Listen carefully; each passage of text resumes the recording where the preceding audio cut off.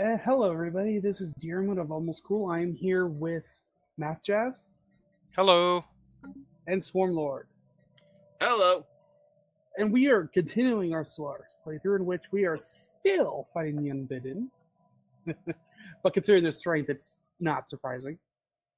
Yeah, and I believe last time we established that between me and Dearwood, if we were willing to actually stop and finish up our wars and combine our fleets, we might actually be able to take them on completely.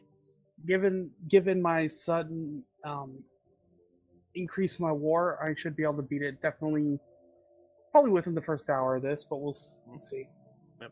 And I mean, my war has been put on hold, but that's really my war was put on hold to keep my vassal alive. But given the state of my enemy, it won't be a problem if I have to turn around and actually go back whichever way I go. Anywho, let's keep talking. Let's keep playing, and then you can indulge us with your. Yeah. So first off, we wanted to go over the dev diary from this week. They have announced for all of you who don't keep up with the news as regularly as like I do, they have announced the name of the story pack that is going with the next major update. Synthetic Dawn. Ooh. Is that like Dawn of the Planet of the Apes or something? In a way, kind of. It is entirely about the rise of synthetic civilizations.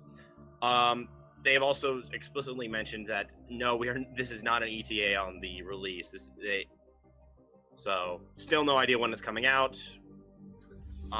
So we will have some time before we have to worry about that.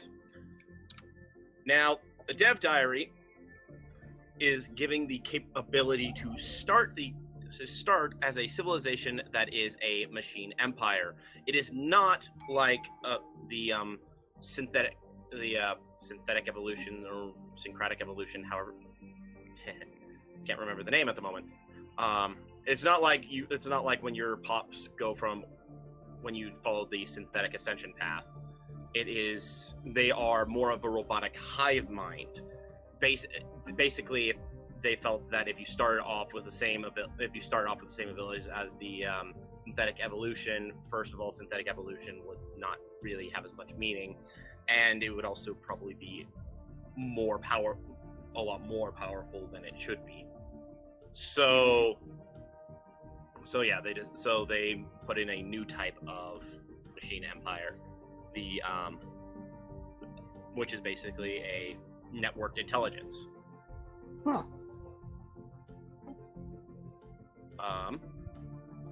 So yeah, they are kind of like hive minds, but not exactly the same. They don't have to deal with factions and happiness. However, they're going to have their own portrait set.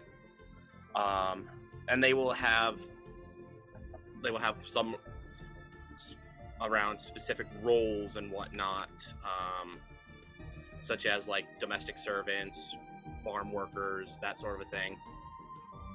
A regular machine empire is entirely of networked drones. They have to be built using resources, but you can also build multiple models. Basically, some that you have to research. You have to do research to unlock them. But they don't require food. Basically, they can specialize depending on what job you want. Organic pups cannot be integrated and must be displaced or purged. You can purge. There's a special type of purge that has them generate energy while they're dying, kind of like you can turn pups into food for organic civilizations right now. Leaders do not die from old age, but can suffer potentially lethal accidents and malfunctions.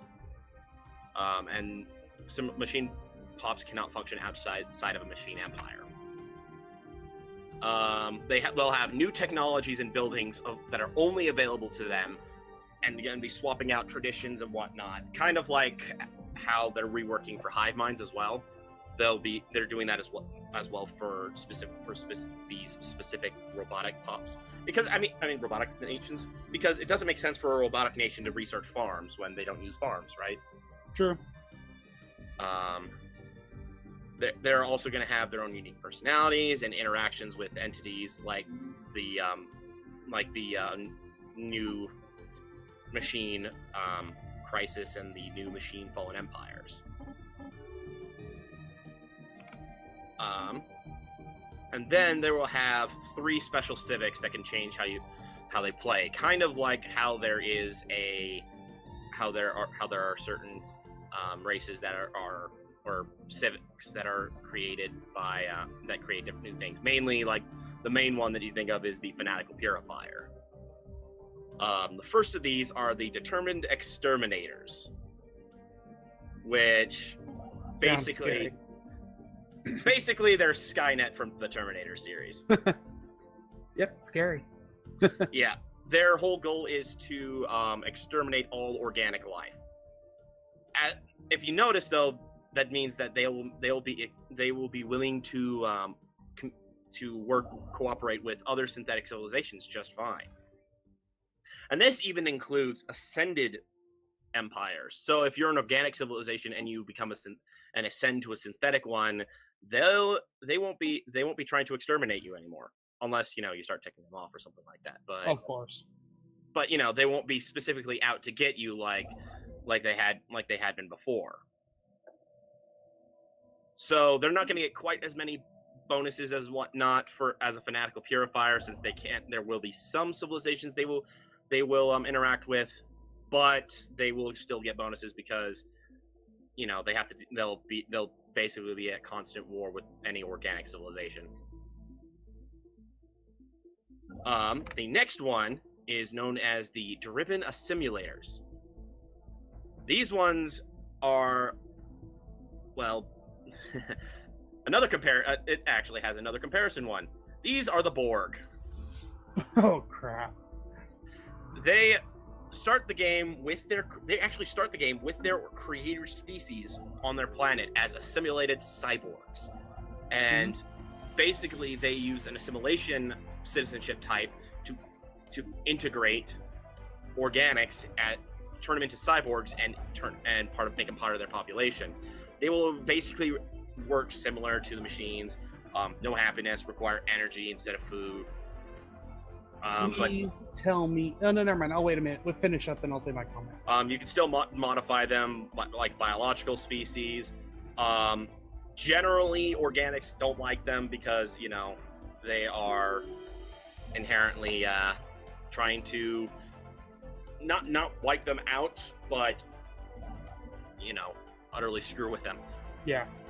They're just not as feared as exterminators because on the off chance that they lose, they're not dead. They're just utterly screwed. So, and the last one are replicators. Please tell me it's the replicators. Mind is blanking on that. Stargate replicators. I haven't watched Stargate. You heathen. The last group are the Rogue Servitors. Nope, not replicators. Yeah. Rogue Servitors were built by an organic species to make their lives easier and eventually assumed full control of their creator civilization. Their creator species is present with a unique citizen type called the biotrophy citizenship. And basically, they integrate organic pops by granting them the biotrophy status. They basically these biotrophies do almost nothing. They generate some extra unity, but they consume a large extra more minerals than other citizen types. Basically, they're being pampered to their heart's content.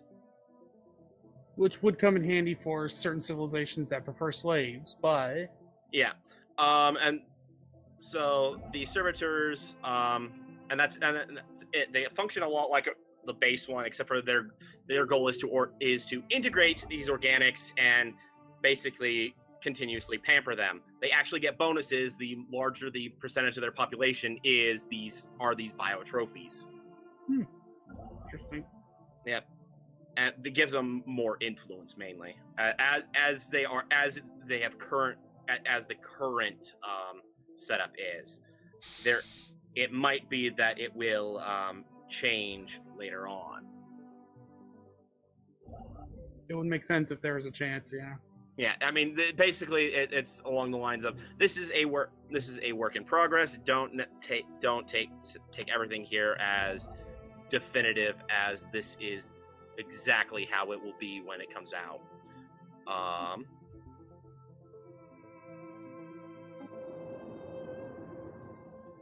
Okay, there we go. My game lagged out a bit, and that's pretty much it for the special civics. Cool.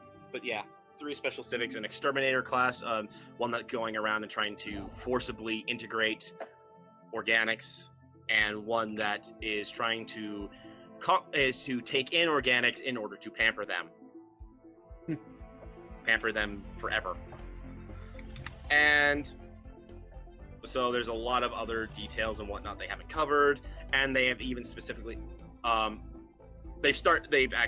their live stream, they are doing a Rogue Servitor one. If you know about the Blorg, they are doing a alternate timeline where the Blorg made robots to be their friends. And yeah, fun stuff. But yeah, so next week they're going to be continuing the talk on robots, mainly focusing around the machine uprisings that will be happening again. And yeah, that is the dev diary. Cool. I am really looking forward to this one. Ooh. Did you guys get a little notification? Yeah, the galaxy darkens. I have started my Dyson sphere. That is extremely literal. The galaxy darkens. Yep. And my war score just went up to 25%. That's not bad so far. But since I need to get it only up to 60 some odd percent. Oh, right. I have no idea. 61%. I need to get mine up to 61% to completely win. Can I redo the shroud? Not yet. I had to look because it was like, oh, right. Let's see. The Tick rules. He's Hello, back. the Tick rules. Yes. So he commented on me going and wiping out the Unbidden fleet that was in Math Jazz's territory. I lost only 2 corvettes versus their fleet. And his response to my Dyson sphere: the star has been very bad and is being put in a timeout.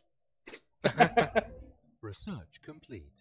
It is being put in for yeah. I guess depending on the lifespan of a star, it could actually be looked at like that.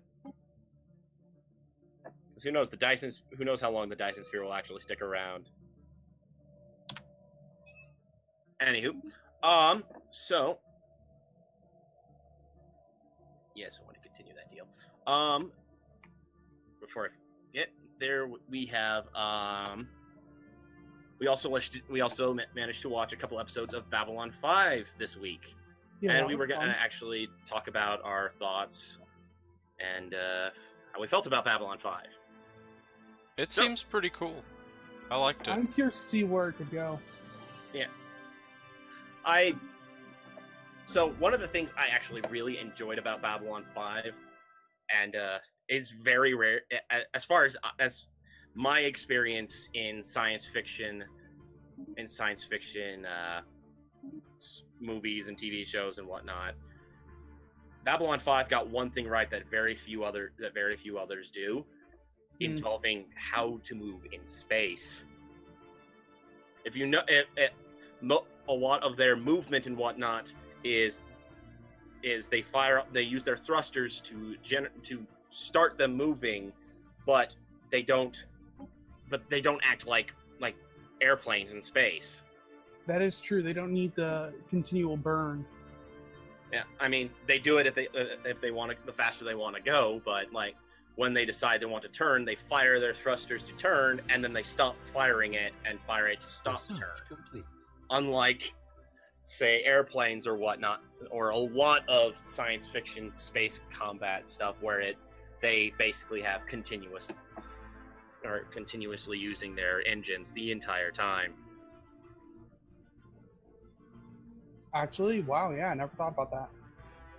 Yeah, so, and that was one thing that really that just a background that I personally enjoyed. And another thing, one that and I believe I mentioned it to you guys, but for the viewers, I want to mention it. Yeah, I enjoyed the level of mysticism that Babylon 5 also left around. A lot of science fiction stories and whatnot might have one or two things that you can't explain, but often they leave it as a you can't explain yet. Whereas in Babylon 5, they make it quite clear you will never figure out everything. There will be things that millions of years from that point will still be debated, will still be unknown. So don't worry about it too much. Yeah, and that was something I particularly enjoyed, because it is very rare that a science fiction series will allow that level of mysticism to remain. An example of one that had mysticism and then proceeded to screw it up: Star Wars. Yeah, midichlorians. Yeah. The Force flows through you because it is a microorganism in your blood. Basically. And just whoa. Research complete. What? I just had the my old friend close his borders to me. Which one? Avria? The one that you're at war with. Yeah, the ones that you're at war with closed board to me a minute ago too. The Awakened Empire? Yeah. The Peacekeepers. Oh yeah, they did.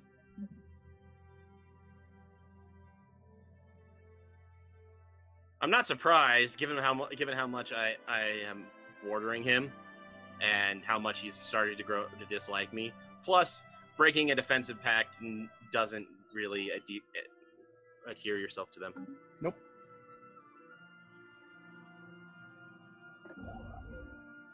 Yeah.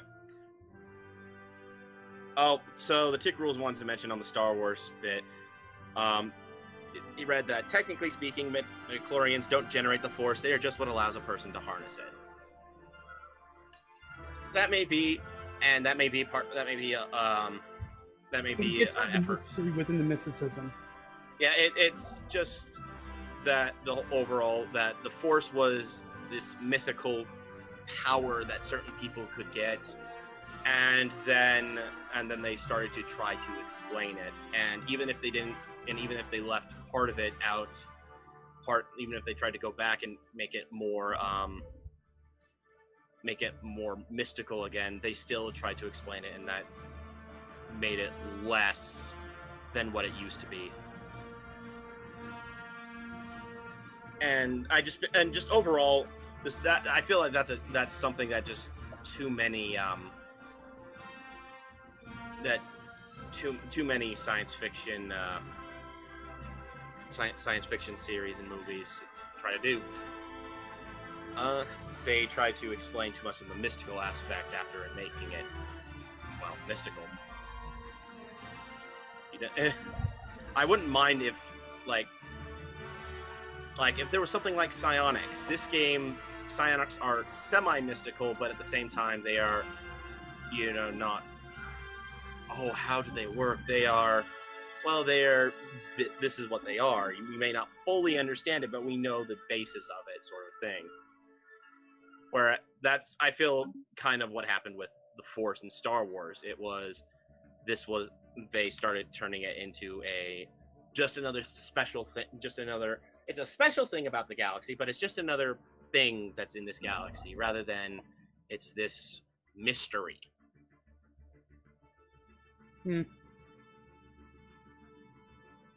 I hope I'm explaining myself well enough and not I think just you are. confusing. I think you're doing fine.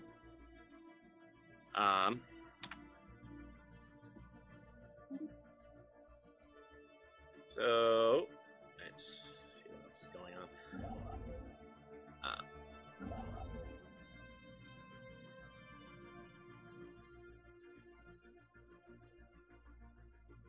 So right now I have sent the my fleet back into the Awakened Empire territory.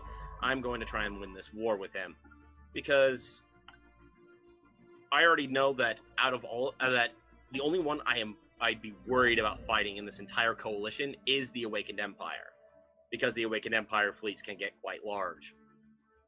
That said, if I can manage to beat him and take a huge chunk out of what he can do, eventually we still want to get rid of the Unbidden, because the Unbidden are a problem. A big one. I mean, we got lucky that they kind of stopped moving for a while, and we were able to. If they started forcing their way through with their relative strength, once they split up a lot, we would lose. Yeah, and it's more of the fact that they bunched up a lot early on, and even though they sent their fleets out into a small area, that small area was enough for what allowed us to take out their smaller fleets without losing to their holy smoke. See, this is what I mean. The Awakened Empire already... Oh, no, that's the Federation fleet. That's their Federation fleet. I was going to see, their fleet power has already jumped up incredibly. No, that is their Federation fleet is back. I have got to go take care of that.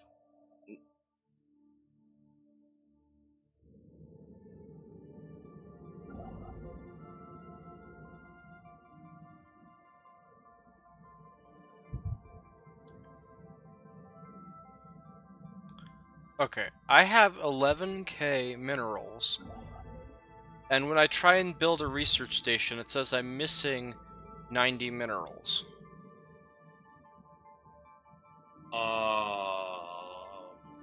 I don't know. Are you sure it's 11k? Are you sure it was 11k minerals? I Yes. can hover over it. Oh, it's just this one construction ship. If I select any other construction ship, it's able to build. Then you should probably get rid of that construction ship and just build a new one. Yeah, the tick rules spawned. The Awakened Empire just get massive buffs to shipbuilding speed. Yes, that, and add in the fact that they have so much tech and whatnot to their advantage. They are inherently much stronger than any empire, ship for ship. And the only issues they might have would be their initial size. Their tech level, even now, this late in the game, they are still overwhelming in technology to me. And they're currently their fleet power is inferior, but that's because they threw it away against the Unbidden. And it's only inferior despite that. But their naval capacity is absolutely pathetic, meaning I can build way more ships than they can. But I don't necessarily have the resources either, because they, again, have a lot of extra tech on their side. So, in the end, I just gotta have to hope that you manage to get a large enough fleet to beat theirs, and then beat them down quick enough that they can't win. Is that a type? Nope, that's just 2 battleships.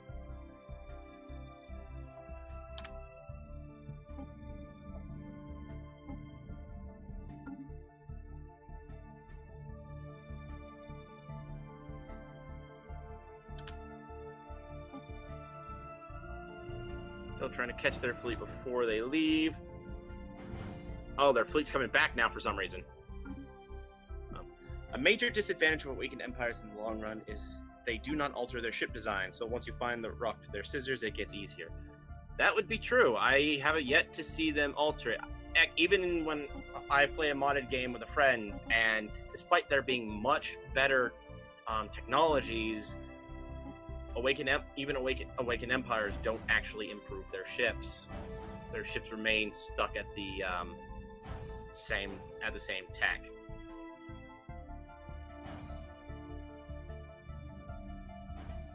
Here we go.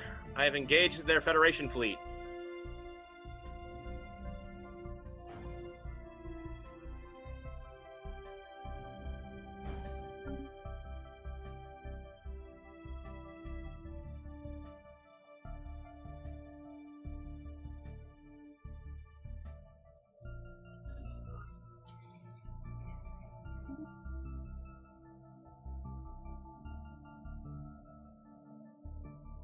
I will say their destroyers are those destroyers? No, those are cruisers.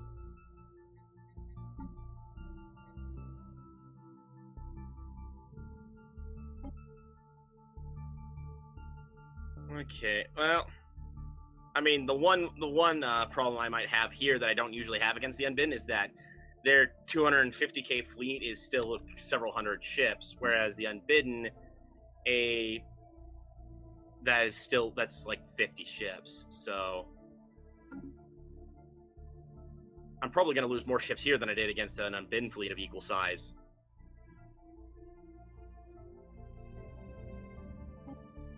Wow, that took forever for it to pop up. How do I get climate restoration? Do you have terraforming? Let's see.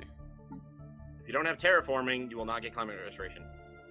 Oh, the took rules. This Federation fleet currently is under the control of the Peacekeepers and is part of the who is in a federation with the Cerulean Alliance and the game will unlag, so I can actually read this guy's name. The Ixidar Star Collective.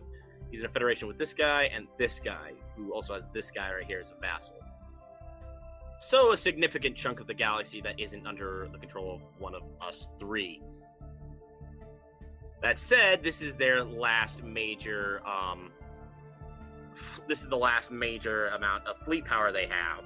The rest of it has been thrown away against the Unbidden, and I'm losing a significant amount of my fleet against it. Holy smoke!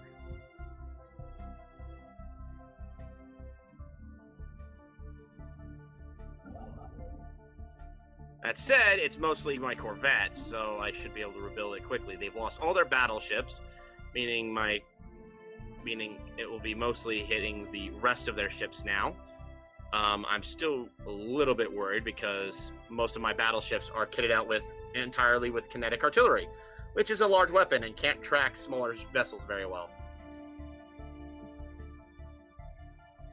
That said, again, I'm pretty sure I will win this. I actually have a higher hit ratio than them.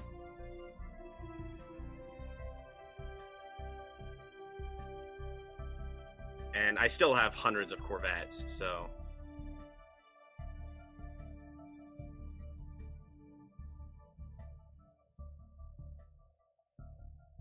I've got to jump out of the battle. I can't keep watching that battle.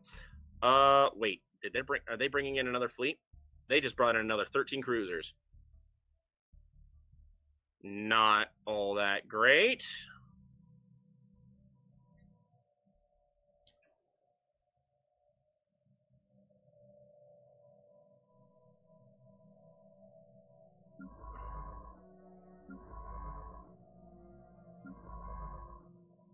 That said, again, they are losing ships a lot faster than me now, and I think they are...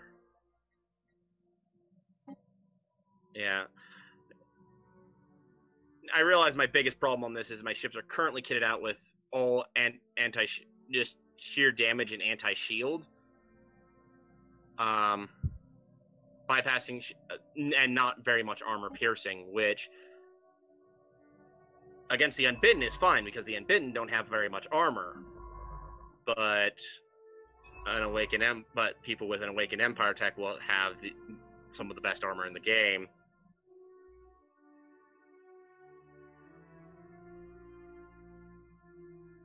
Okay, I managed to get rid of one of their fleets.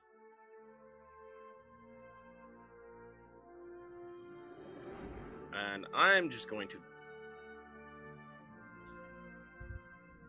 Yeah, all that's left is their 52 corvettes, which are dying quite quickly because I outnumber them with corvettes and my battleships are still there as well. But I've lost a lot of ships in this one.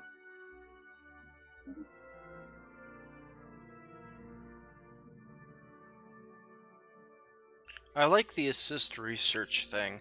I only lost 3 battleships, but I lost almost 200. Yeah, I think it's nice too. It allows me to keep training a few scientists so that I can always have some high-tier scientists on hand. Yes. The side jump drive in that. Yeah. So for the tick rules, yes, that is in fact in there.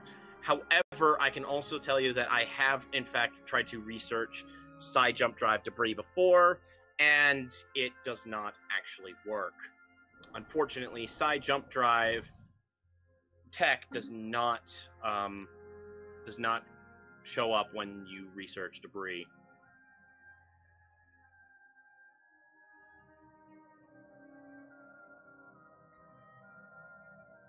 It is one of those moments that I feel is quite unfortunate. Especially because it used to be that you could actually get it from debris. As far as I can remember.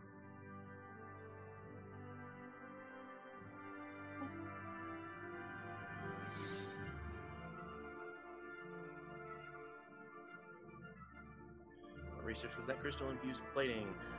Let's upgrade my research. Why not? I'm doing a lot of stuff with that anyway.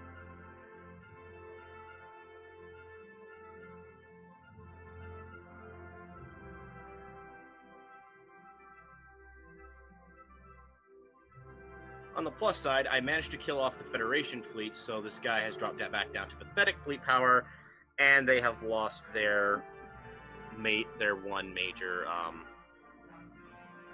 their one major fleet.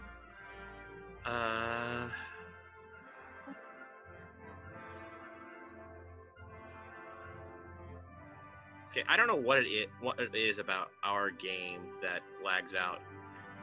I'm mostly saying this because I've been playing a lot of Stellaris with a friend this week, and it did not lag out nearly as much. Is it a 2-player game or a 3-player game? It was a 2-player game, granted. That might be it. And I guess the other part was that I was hosting it rather than him, because I have a better computer than him, so maybe it was just not lagging for me, but it was lagging for him. Possible.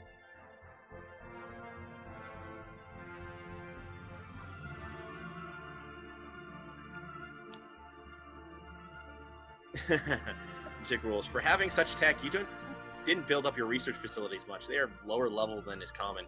Yes, I have a bad tendency to leave upgrading my research facilities. I don't really know why. I just feel like it's... Yeah, it never gets to the top of the stack of things to do. Yeah, I find I tend to prioritize other things more. Military tech that allows me to expand more. A lot of stuff tends to jump up in how much it's worth, as opposed to the research facilities. It just never seems to be that much of an issue. Like, for example, I still only have level 2 biolabs, level 1 physics labs, and I'm currently researching tier 3/4 engineering labs. So, and yet somehow I believe I'm one of the more technologically advanced factions in this game. Let me just find my... Oh yeah, bleeding edge. I am at least equivalent to tech with everyone else, except for the awakened/fallen empires. I don't think it counts those, but yeah, everyone else technologically is at best equivalent.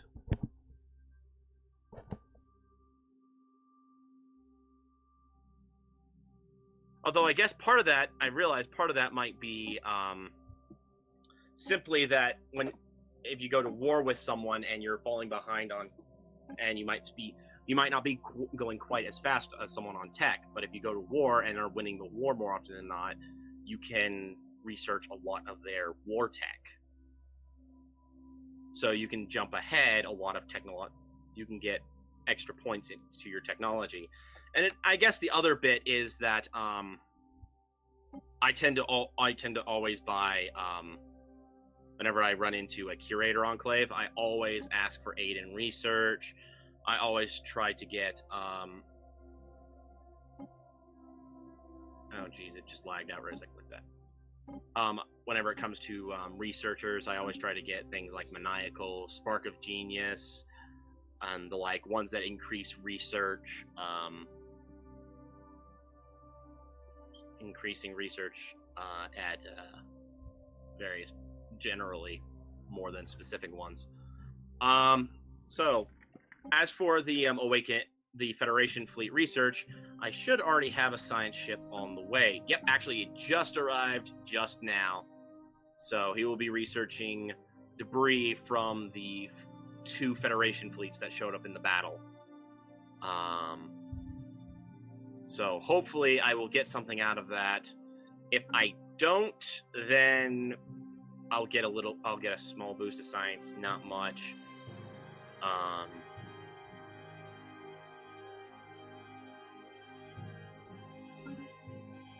But yeah.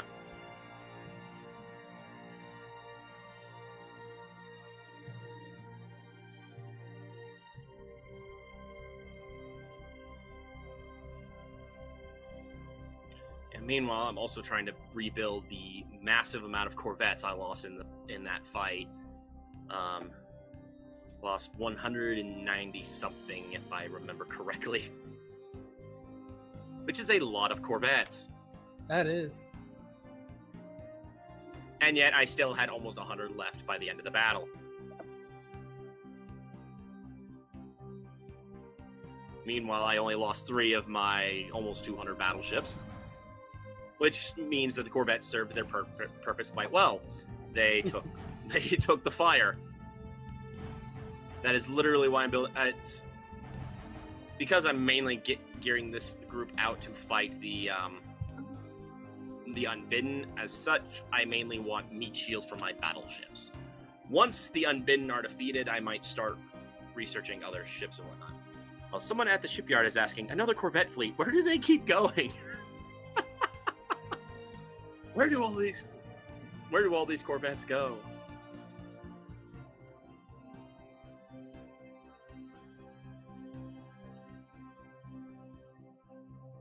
Oh, and I'll run out of minerals for now.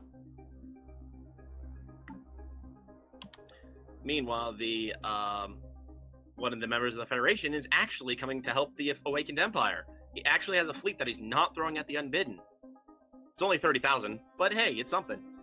He actually has tachyon lasers. Or tachyon lances. He has some decent tech. He has... Oh, wow. Actually, I think that's most of the high-end tech. Most of the a lot of high-end military tech. Wow. Fighting this guy has definitely upgraded my tech a bit. That's good to hear. I keep on getting 10% to Giga Cannons. There you go. I've got it maybe 3-4 times now.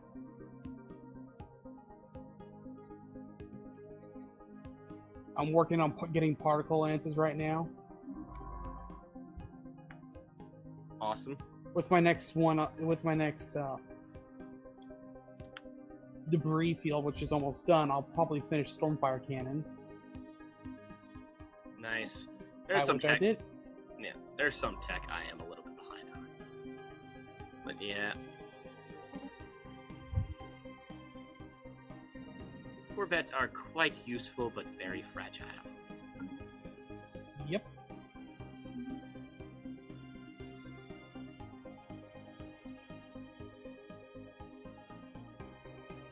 Oh, he's actually got a 32k fleet again. I mean, it's not much, but again, he's actually starting to get his fleet power up.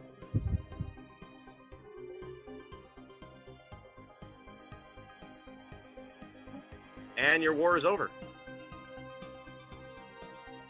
Yes, he gave in to my complete demands. Very nice. Very nice.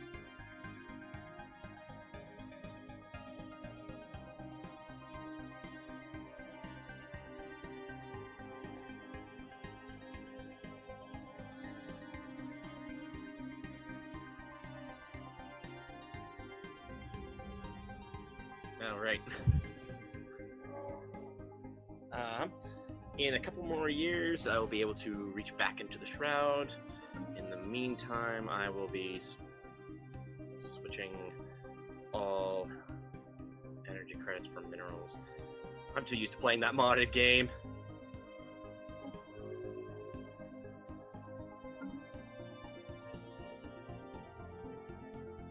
And the Cerulean of Light.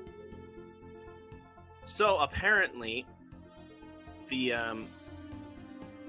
one debris field is done with nothing other than some basic research points. I'm hoping the second one will have something, but at this point, I am not holding my breath.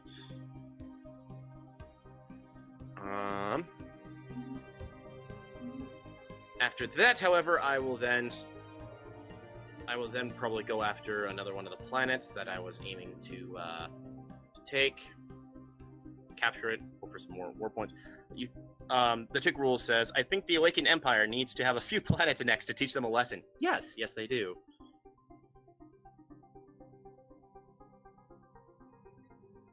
And I will be the one to do so.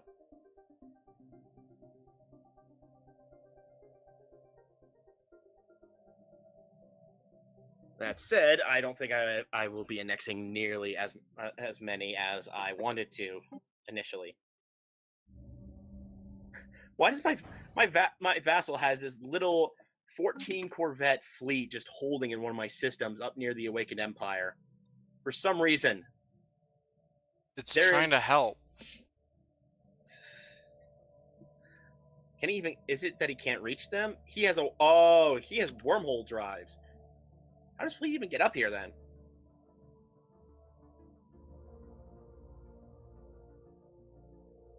How did his fleet get up here?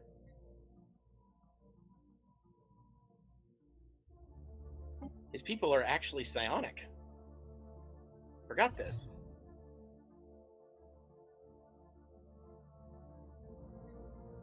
I forgot that was a thing about this guy. Okay. Couple months, and then it is moving on.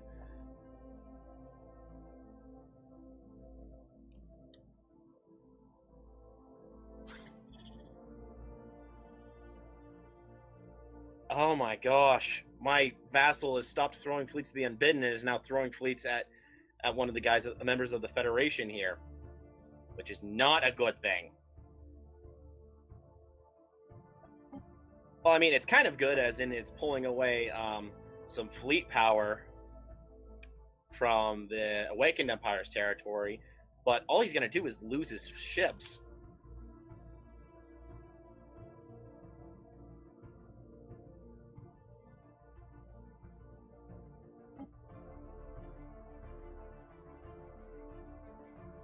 Oh well, these economies.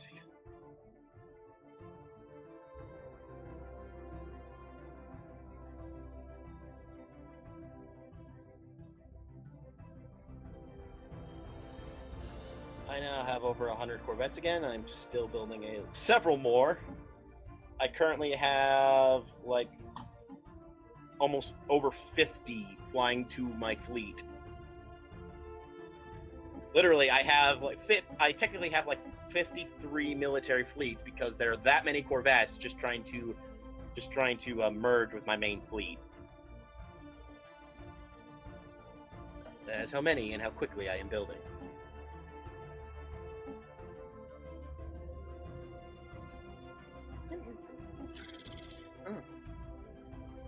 I forget that I actually have elections.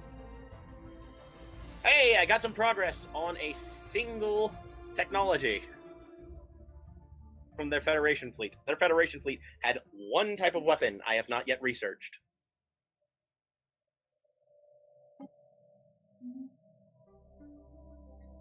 They are...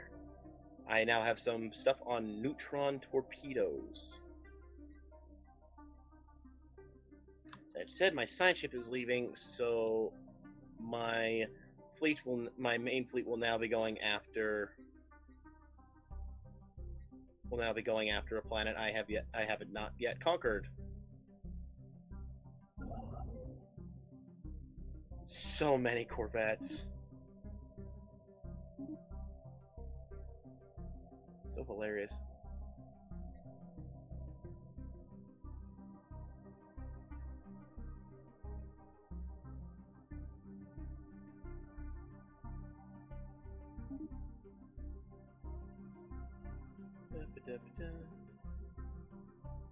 Wow.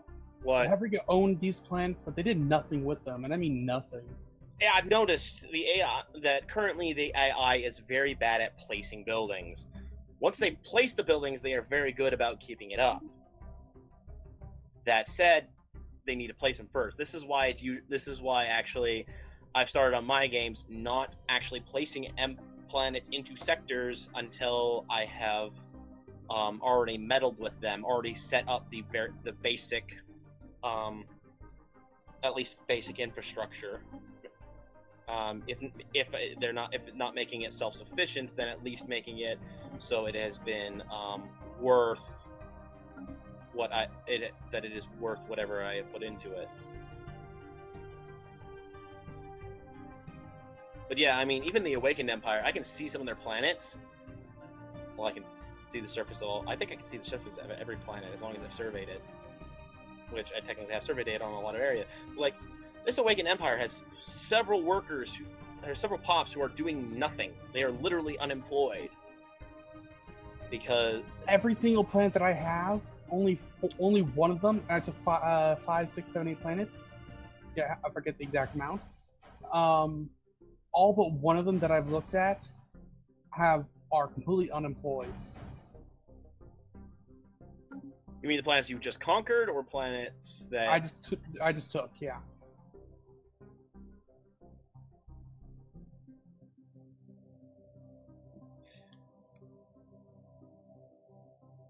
Go back home, come on. I need to get my energy credits back up. Wait, what the heck? You need energy? I don't have enough minerals to be willing to give them up.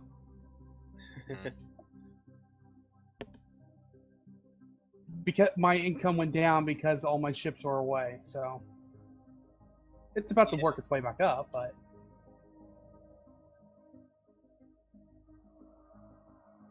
there we go. Now it's all back to the positive. Not a big positive, but a positive.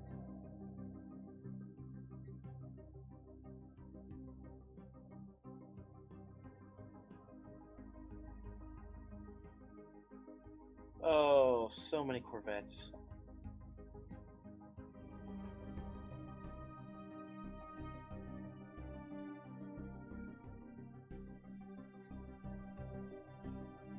See if I actually have enough minerals for that. And after that, I think I'm gonna see how many Corvettes I actually have.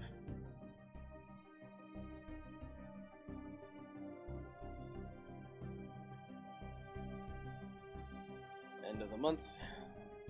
With the end of the month lag. I'm about to finish rebuilding the battleships that I had lost.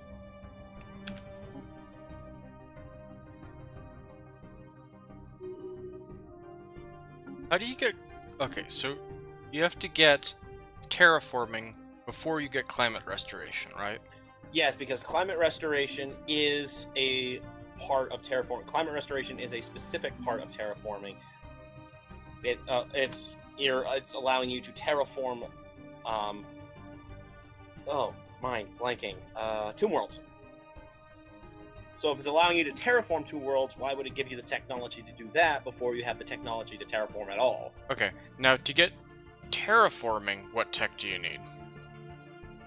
Atmospheric preservation or atmospheric whatever.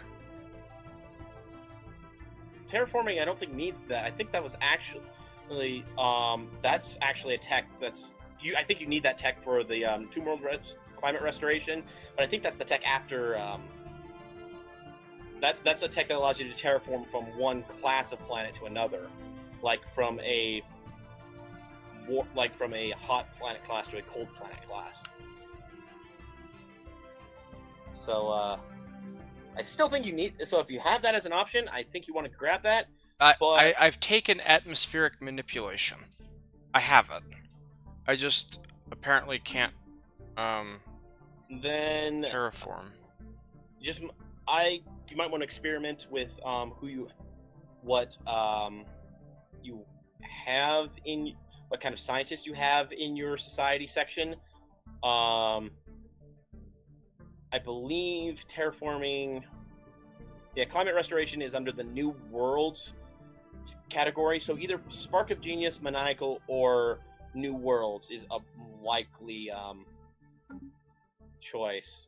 I think it might be Maniacal versus and New Worlds specifically, but Spark of Genius is pretty good one to put in there as well. It's not a rare tech. It is specifically it is not put under as a rare technology. So maybe you just have had bad luck with it so far. So there aren't any prerequisites to getting it? No, there are prerequisites to getting it, but rare techs are a lot harder to get. That said, it really depends on how much you're researching, and what other ones. I mean, you are behind me in tech. I mean, it says you're behind me in tech overall, so it'll probably just be a matter of time before it shows up. That said, I don't know how long. It is random to some extent. It's just there's the Ejok planet that needs to be re-terraformed, and Pross needs to be re-terraformed. Like, there are like several planets here that I owned before the Unbidden came and ruined them.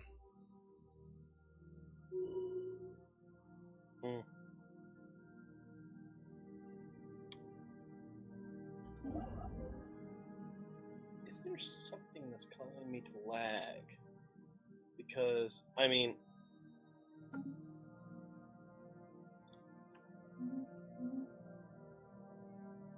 I know there are reasons. I know I'm looking at this and thinking.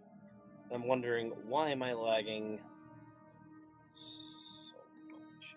Is there something in here? Maybe.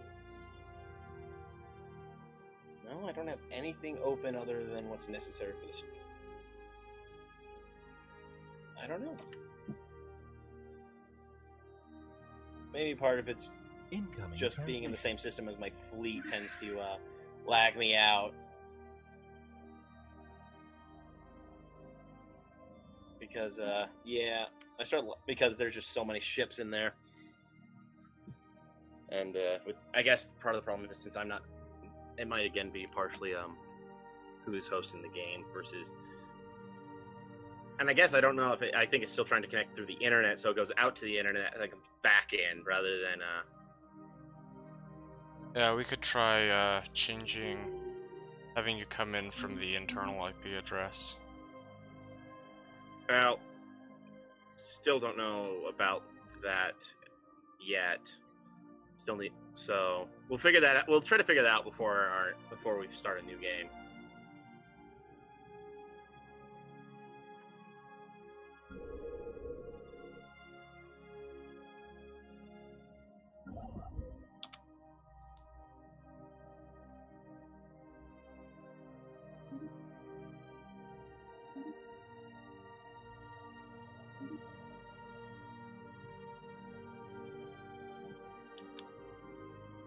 Okay, now I just hope my ships can get out of there before other people show up. 200 days, so sometime in this year, I should be able to reach into the Shroud again. And now that these guys are going after my fleets.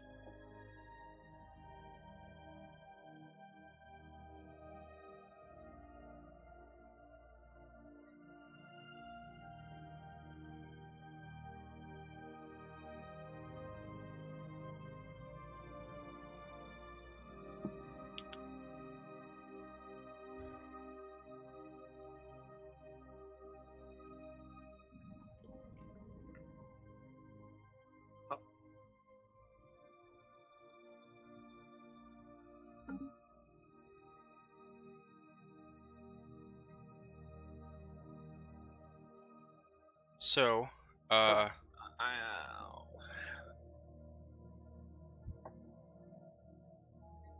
this past week was my quick step test in my dance class.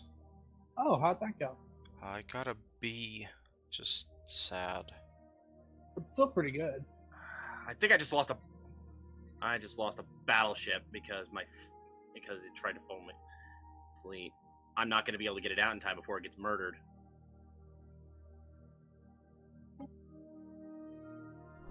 Dang it, that's a significant cost. Mostly of time rather than resources, but still. Dang it.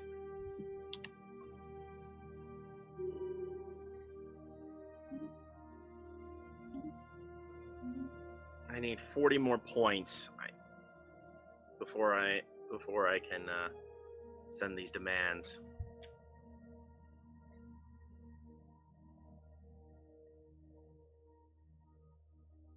Only 39 more points, actually. 40 because I still need it to be +1.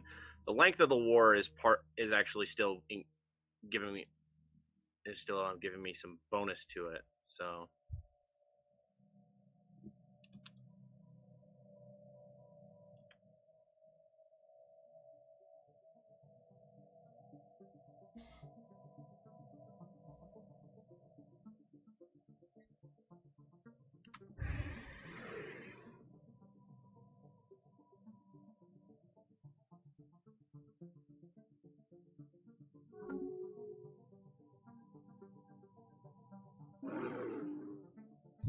Oh, right, I forgot about that.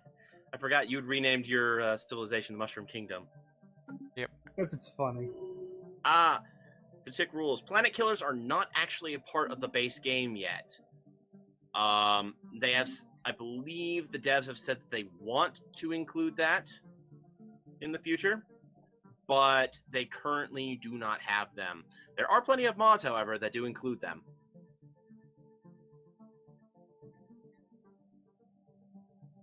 So one mod in particular, I believe it is improved space battles or something, has like a whole bunch of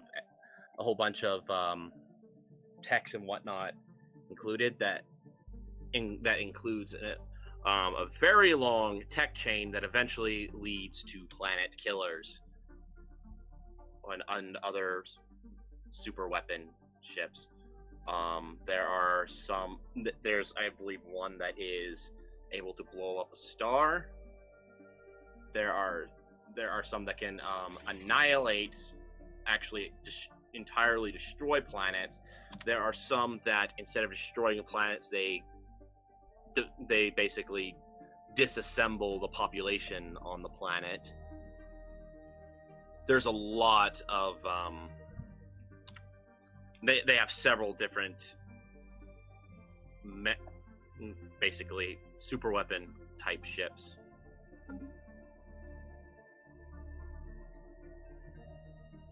And they're all very, very, very well done. So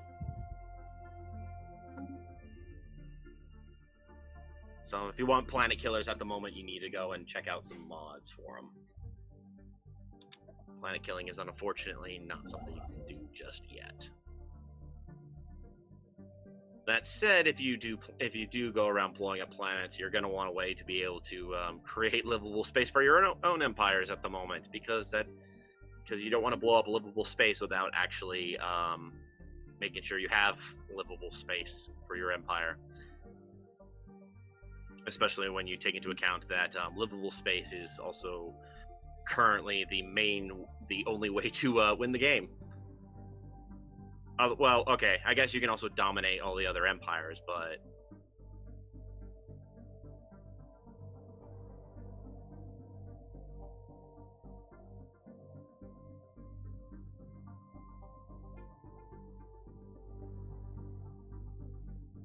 yeah.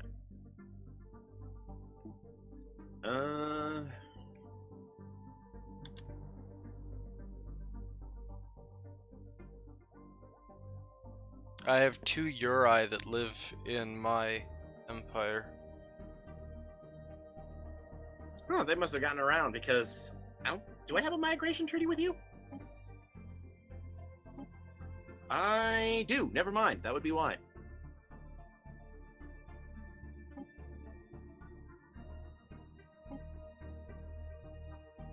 Okay. Another bit of force score for me.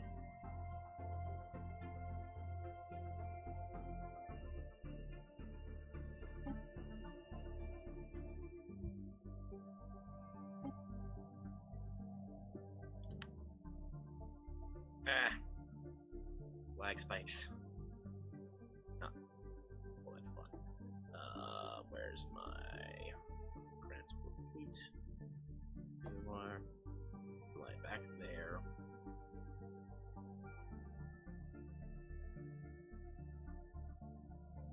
You go in. Are you actually moving into that system, or did it decide that I didn't actually? No, you are not.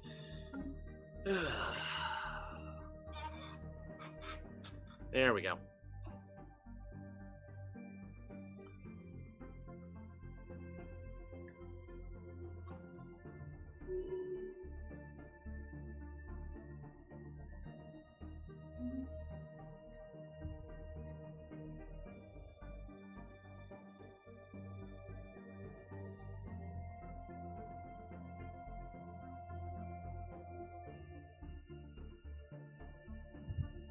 I'm still amazed that out of all the fights I've had and all the battleships I've lost, I still have several of my Seraphim class,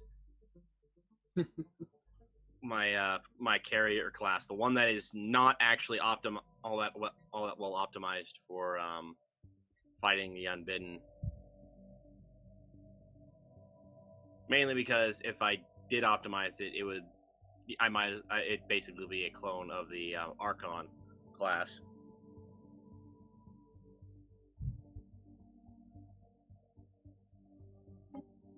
That said, this one is probably better at fighting smaller ships than my Archon, because it has bombers, which are better at fighting, which are pretty good, which have 100% accuracy.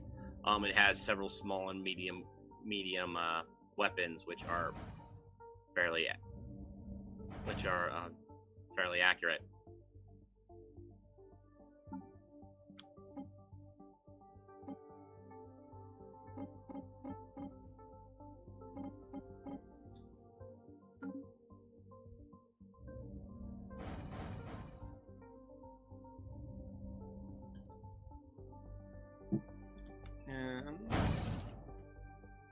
Oh, this is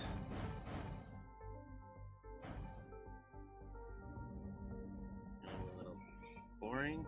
Ooh, I just finished the Galactic Stock Exchange, and I can now research clone commandos if I want. Although actually I think I'm gonna go for the upgraded biolabs, since I haven't done that, and I really should get to it at this point in the game.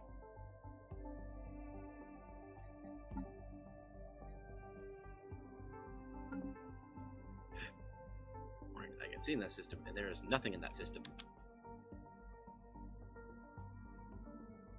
Although I haven't actually surveyed that system, so I need to do that eventually.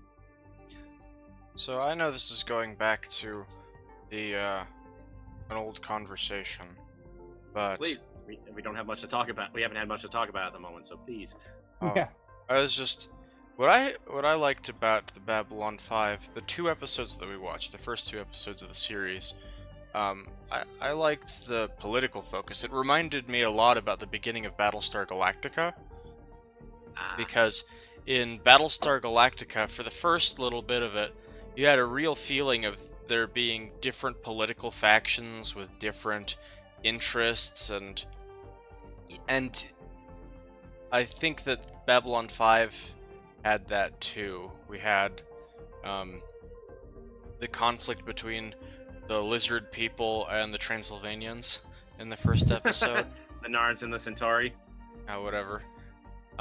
Which seemed to be a fairly real concern, you know, there being these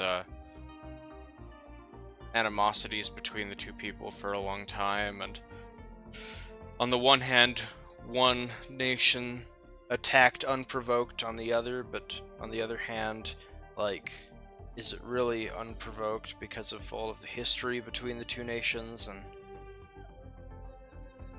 I thought it was neat.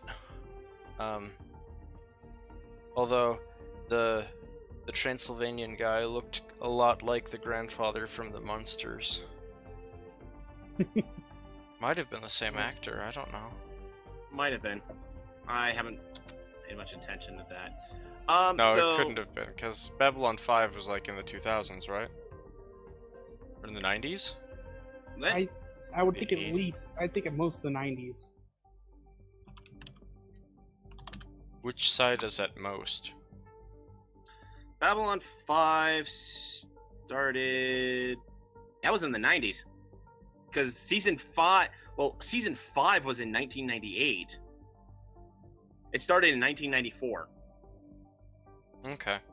So yeah, definitely the guy from the Munsters was probably dead by then, but he looked like the grandfather from the Have you ever seen the old TV show The Munsters? No. No? It and the Addams Family Construction complete. kind of came about, like, the two TV shows were running at the same time. The Munsters was a little bit more campy and silly.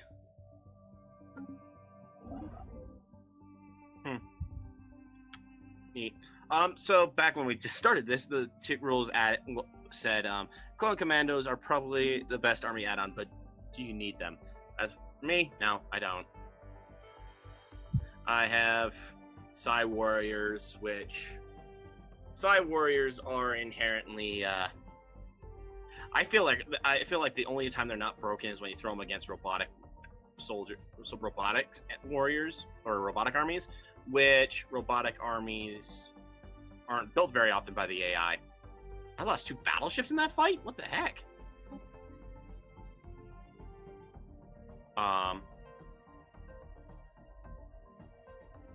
But yeah,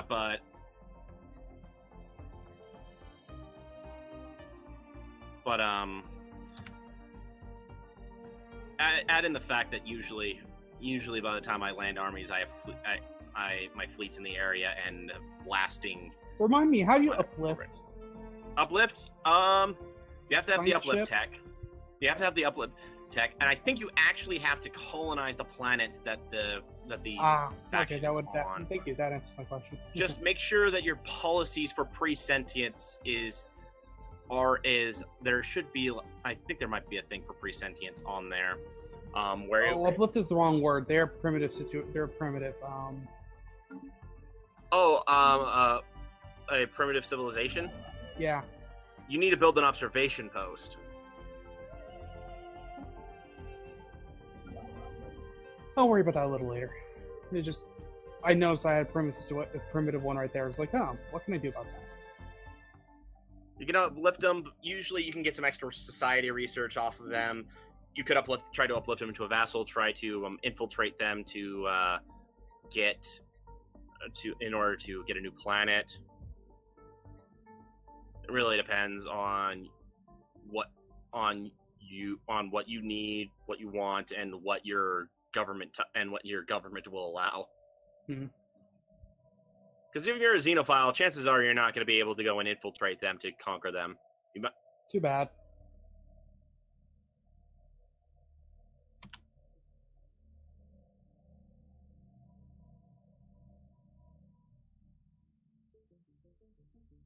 Construction complete. How much more war score do I need? I need another 30 points. Which I'm about to invade another planet.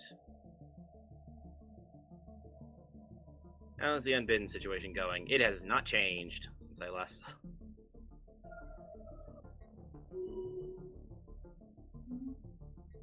With one Unbidden fleet sitting in one of the Federation nations territory, doing absolutely nothing, and then of course the main fleet sitting right on top of their wormhole.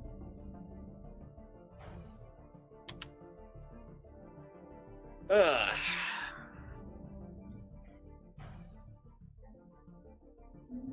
Ooh. Plus 5% energy credits, awesome. Let's get Physics Labs 2.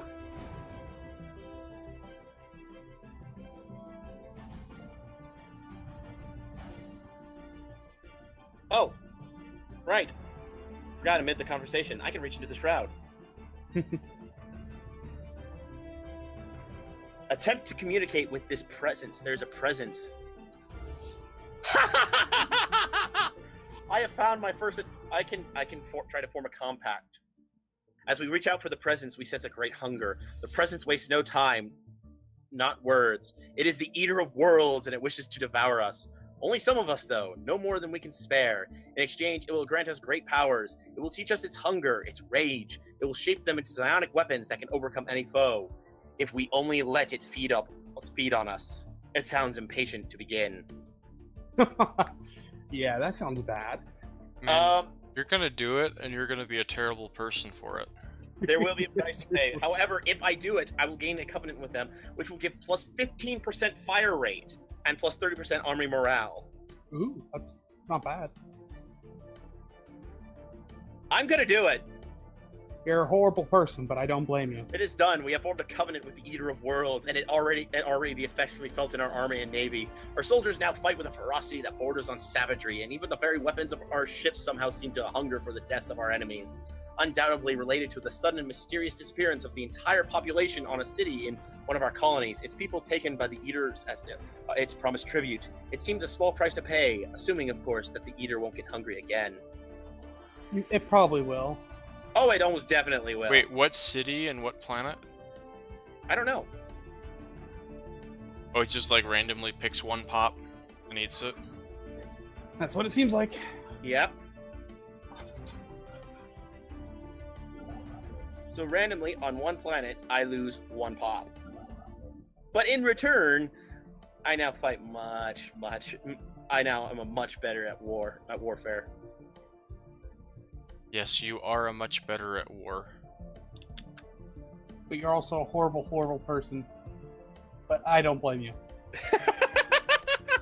I'm a horrible, horrible person, but you don't blame me. No, I think I would have made that choice too. Yes. I don't think I would have. Well, There then you're are not as other- horrible as the two of us. Yeah, there are. I do know there are other factions you can form compacts with.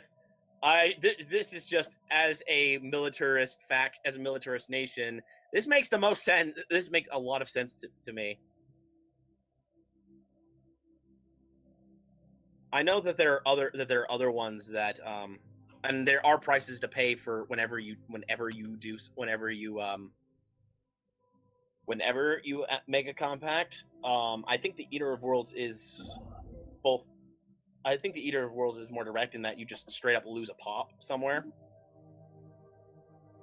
Other ones, like I don't remember all of them, but they do have their own prices. It just won't be something like losing a population.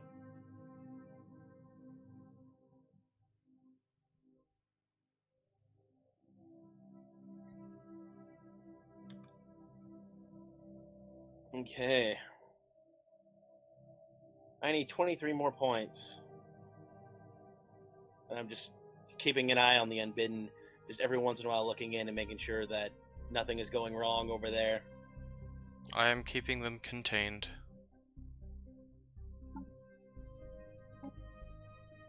Somehow I doubt you are the one who's actually keeping them contained. I mean, Gondor has been holding back Mordor for generations.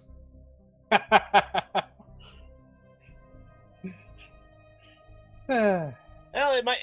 You could see it like that if you also take into account the fact that it's like you're holding back Mordor while also planting a city right inside the Towers of the Teeth. Think about it.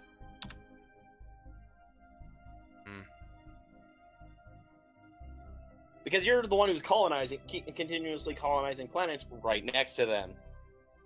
Yeah, and it keeps them from going after other people. You should be thanking me. That's one way to think about it. Yeah. No, if I hadn't been colonizing those places, then when the AI had decided, oh, you know what, let's go attack someone, it would have attacked someone else. True. True.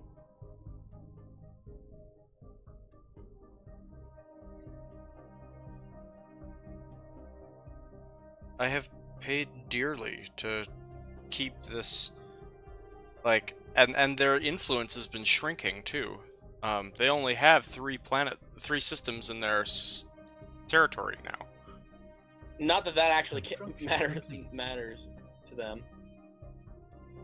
I think I might be wrong on that one. That might actually. I mean, I remember there was like once there was a certain percentage under their control. I don't know if it means just total galaxy space, total planetary systems, or total inhabitable. Well, it can't be inhabitable systems because then they would never have the other faction show up.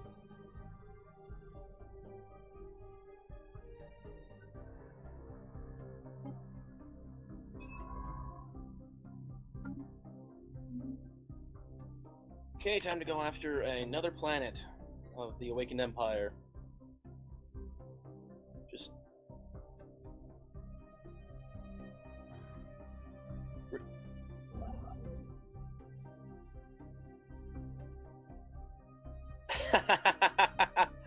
so one of their war goals is to stop my vassal from having slaves. They shouldn't have slaves. That is their choice.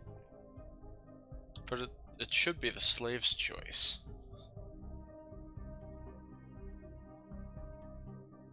Are we going to get into realistic talk here, or are we going to stay in game talk? Because if we're staying in game talk, then I will agree with you. My empires don't use slaves. Good for them. Yet.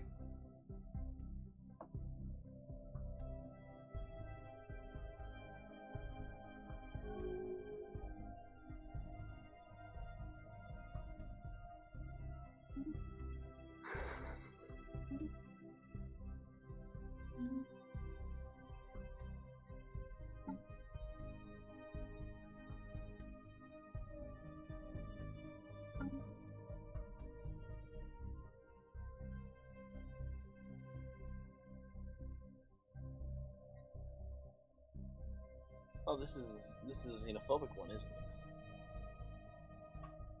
it? Yeah, this is xenophobic. My leader is actually the elite party.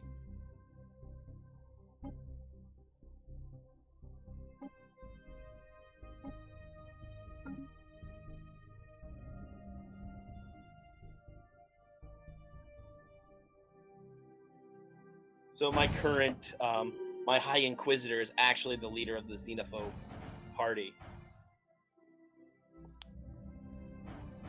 And yet, we do not. And yet, it is actually probably the least supported party in my faction, or faction in my empire. Wonder what kind of backdoor deals were made for that to happen. Actually, no, that's another xenophobe party. You have multiple xenophobe parties in your... There's two xenophobe parties. There's the xenophobe, there's a supremacist faction and an isolationist faction. The The supremacist faction is the xenophobe faction's like, we are superior to everyone else. And then there's the xenophobe faction that's like, we just want to be left alone. We don't want to deal with anyone else.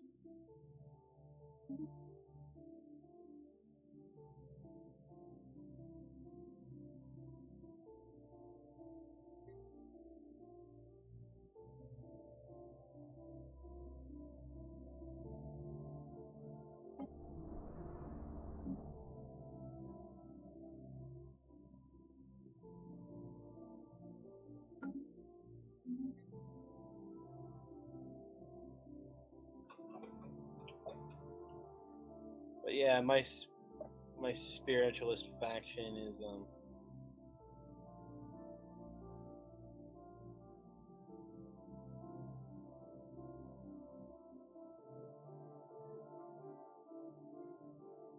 quite happy.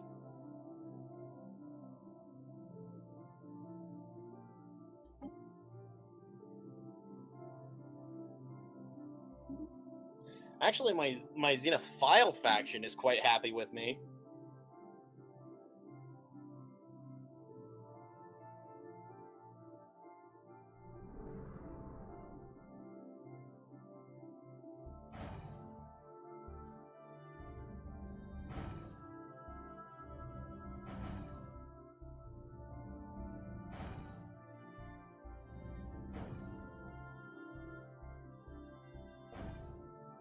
Meanwhile, I just totally ignored my my fleet going in for war.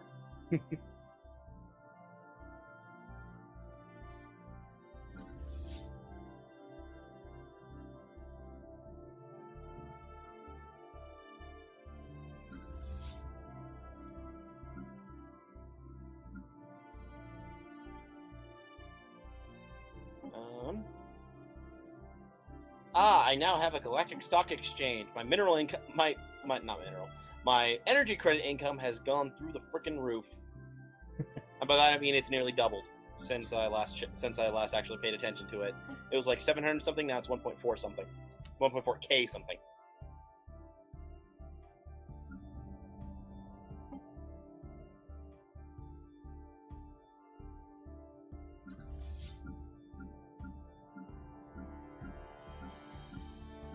I've lost some battleships again, dang it. Their Tachyon Lance spaceports are freaking ridiculous.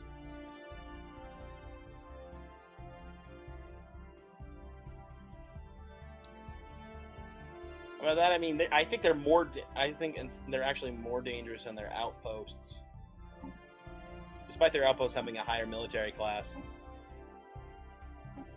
Or maybe that's because I have only battleships and corvettes, and they're not targeting the corvettes at all.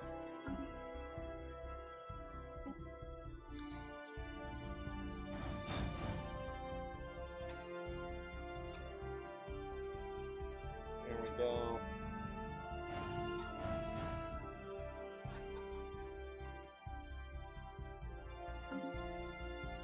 I love the habitats. They give so much stuff. Yeah. The only part that I wish, and even if it's only one upgrade, I wish they could upgrade their buildings. Still awesome though.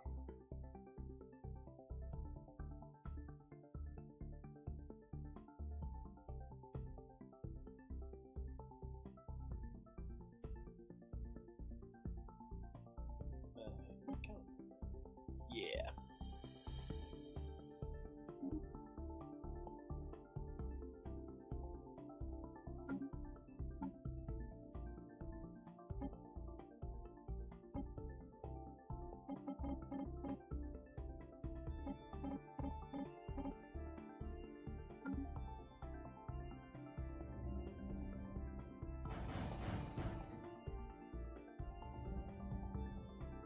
That moment when the missiles are barely going faster than the ships that fired them.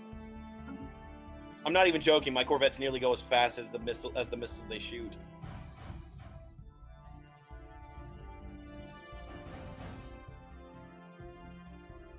It probably would be better for me to change it so they don't shoot torpedoes anymore.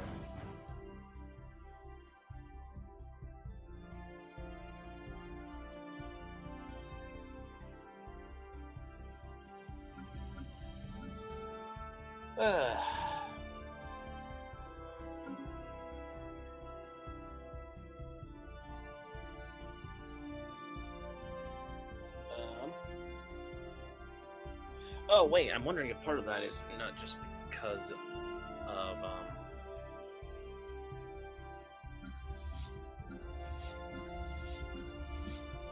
okay, let's jump out of that system.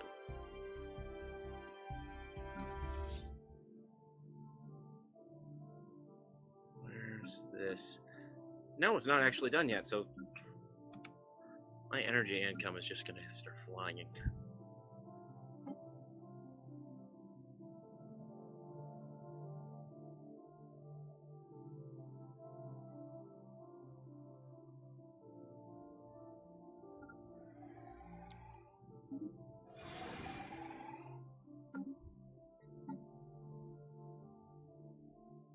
But yeah, we're about to see my armies actually attack without worrying about fortifications for the first time in a while. I think I've done it before, and so far my armies are actually winning.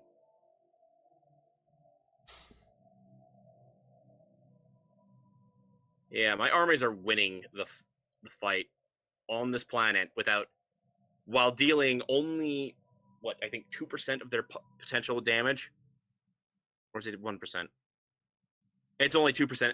Okay, so 2% of their damage. Only 2% of what damage they actually deal is going, and they're still winning. Why are they so ineffective? They're still so ineffective because the planet has its fortification at 5,000.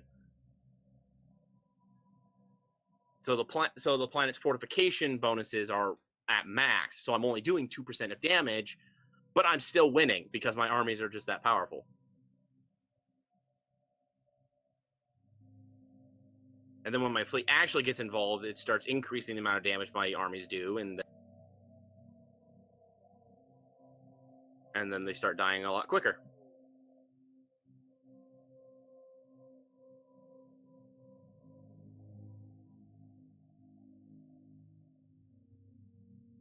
And by a lot quicker, I mean not very much quicker, because the fleet basically came too late to actually do anything.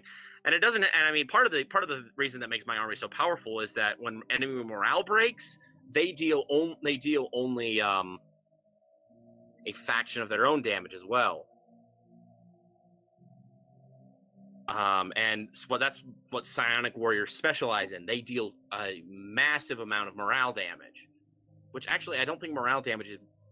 I'm not sure if morale damage is affected by fortifications or not.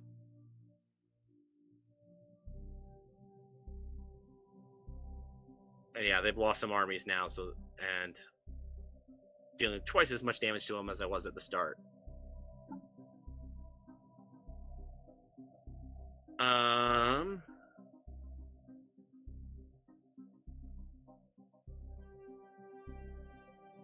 Next month I'll get upgraded engineering facilities.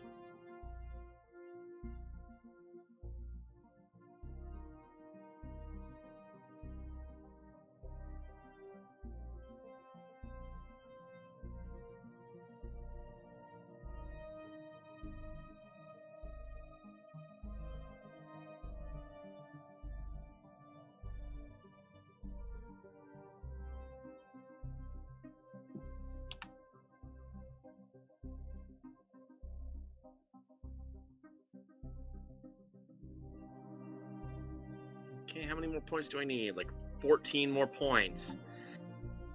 I'm starting to wonder if I should just wait out until I get those points just from the length of the war. I think that's how it works, but I could be wrong.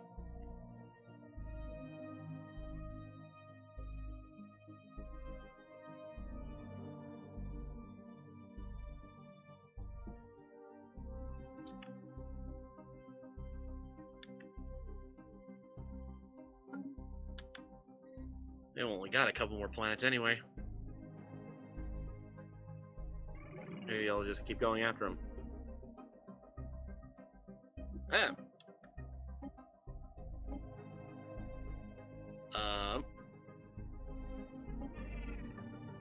Let's do that. I need more minerals. Oh, I think he migrated.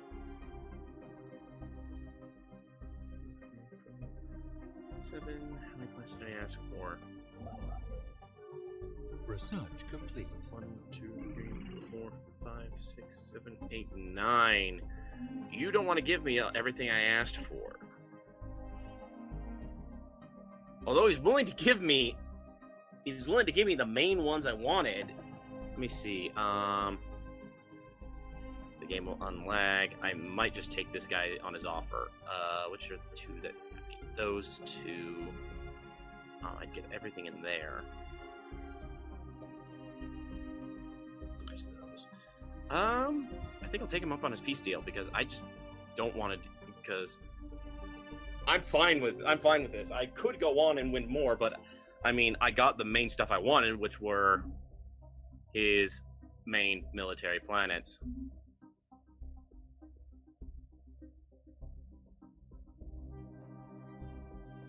And now that your war is over,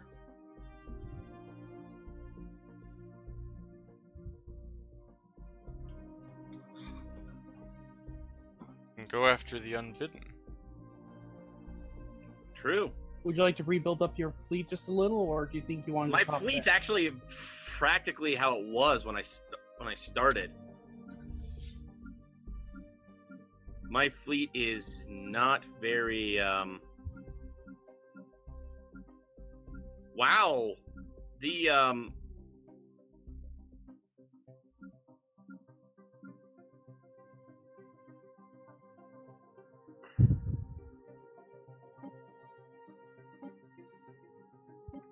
Sure, I'll take that.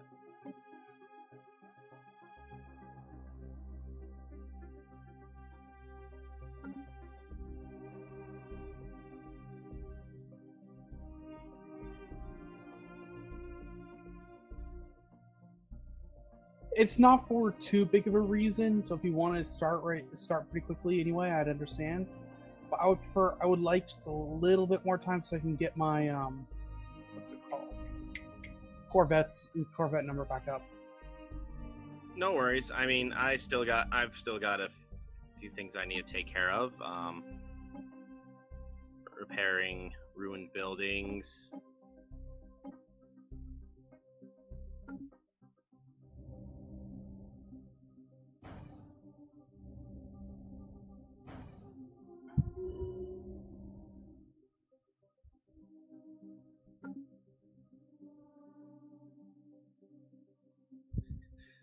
Oh, my income just shot up. My mineral income. Oh yeah, I've got several of your own people. And I've got several of your current primary species right now, Dierwood. The Tilanesi. Yes. I have several of them.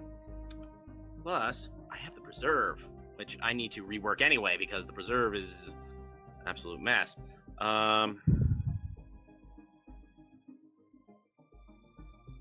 Right.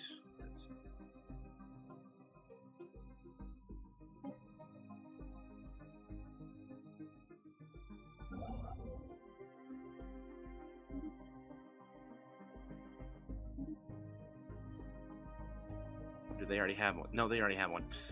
Okay.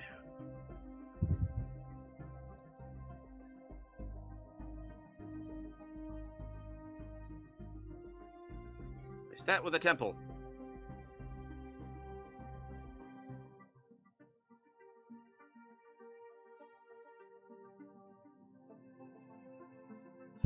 I need to replace all these Xeno preserves. Construction complete. Because Xeno preserves are honestly a bit of a waste. Oh boy. Let's go for increased physics labs because because my physics labs could use upgrading some more.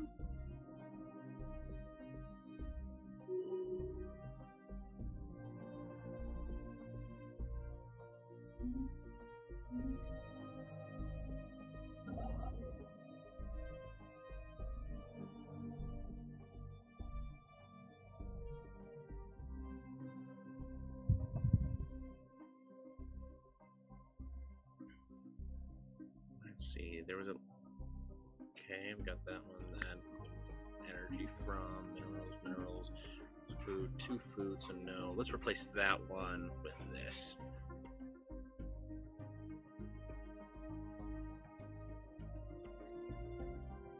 I'm gonna wait until this finishes upgrading before I actually continue on because I want to be able to at least get the proper basics of each type. Okay. My fleet has been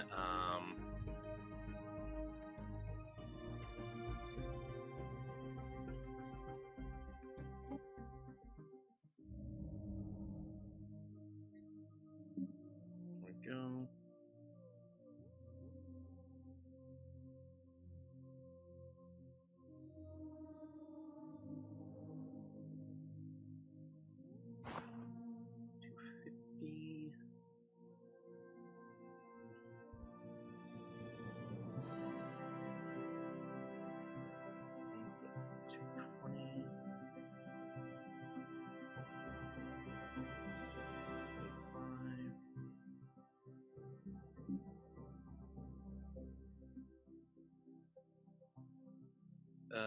Oh, scientists, about time. We've been trying to understand quantum mechanics with a stick here for decades. Yeah, I have a feeling my scientists aren't too happy with me on my scientific choices. My generals and our admirals are probably very happy, but not the scientists.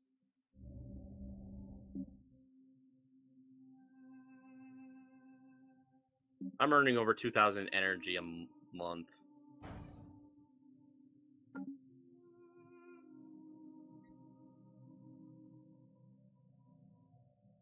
Lucky you. That give me enough to do that, because I might not have actually gotten it. Oh, just barely enough. Awesome.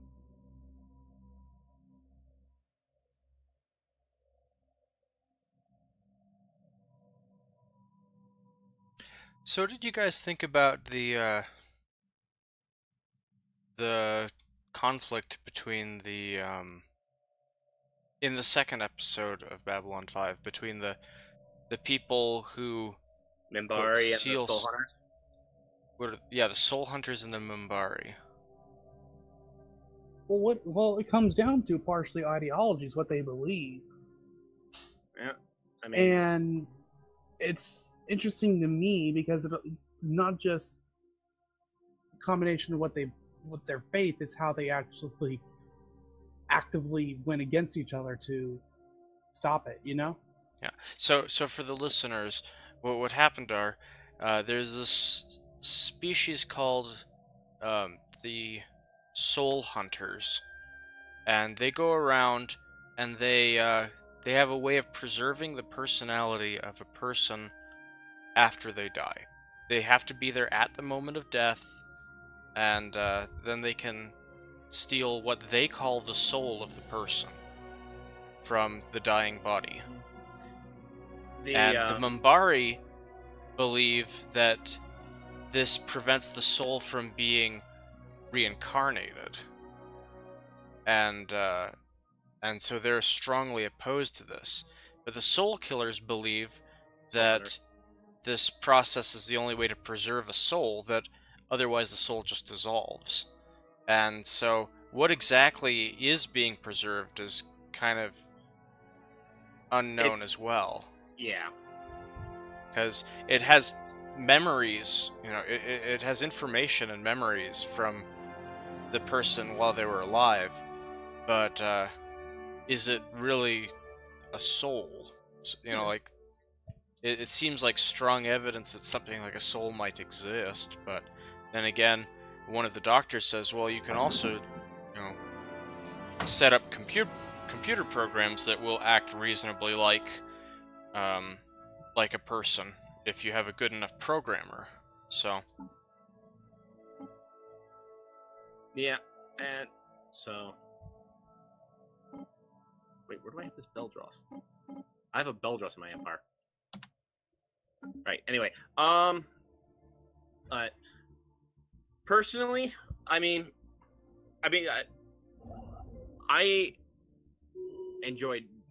that's kind of a bit of a recurrence in Babylon 5, just different ideologies clashing. Oh.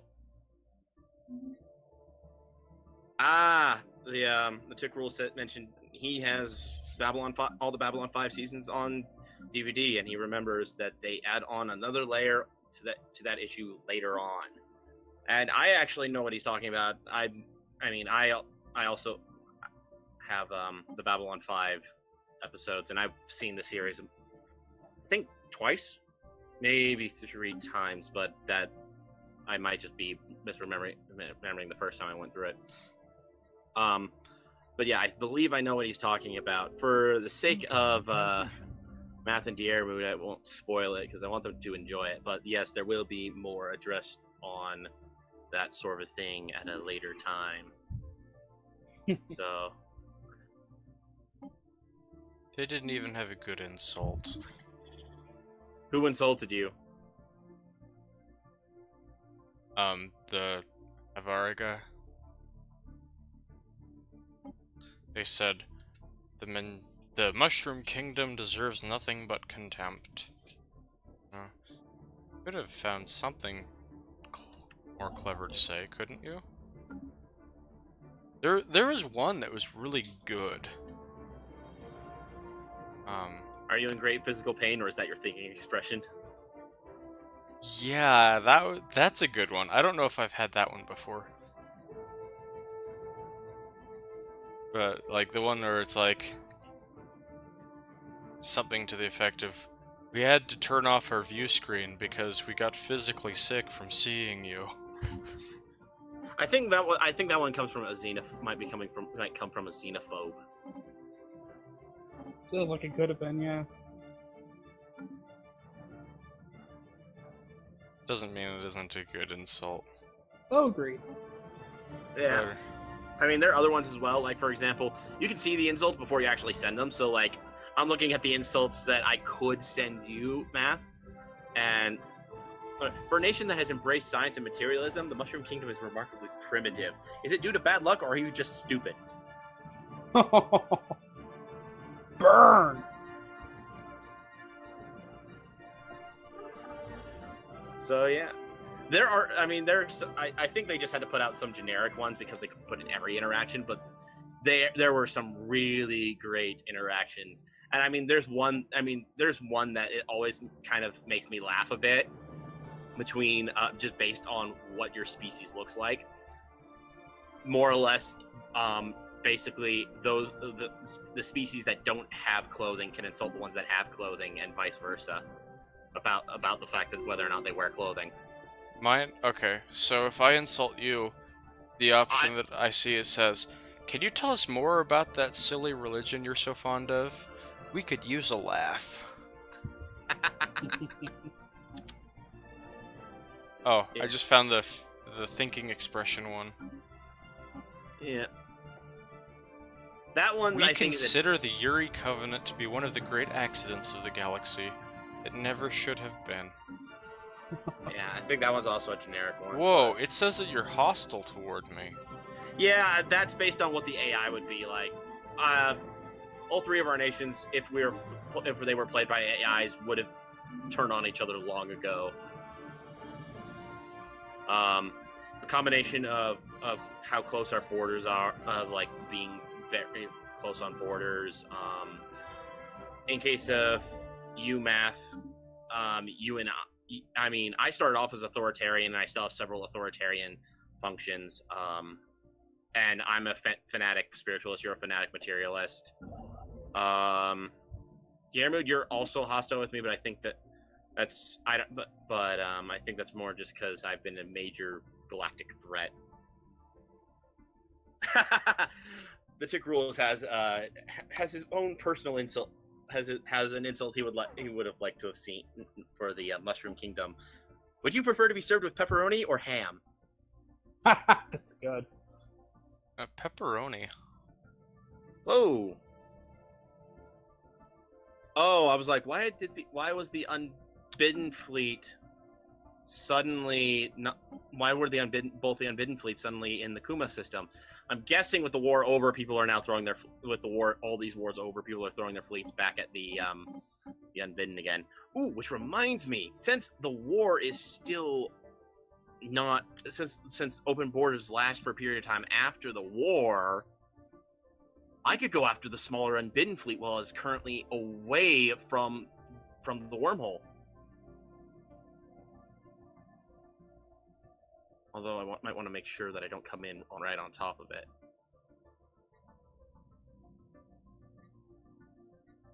I think that sounds like a great idea. I'm going to go after it just because that means one less fleet when we actually choose to go after the worm.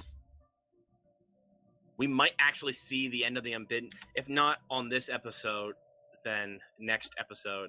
It depends on how... let's aim for next episode so we can plan and do other things this one. I mean, my fleet's already 555k. It's only building up. Twice mine. Yeah, which is why and given how mine is kitted out specifically to deal with the unbidden, I'm pretty sure if we put ours together, we could actually finish off the unbidden.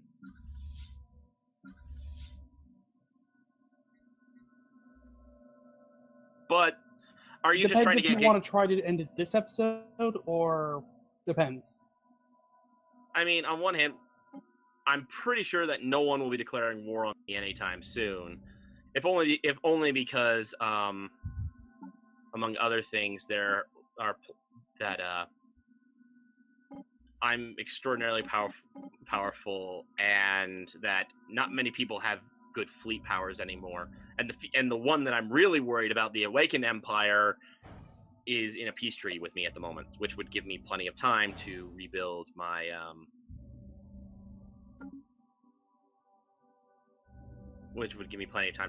fleet.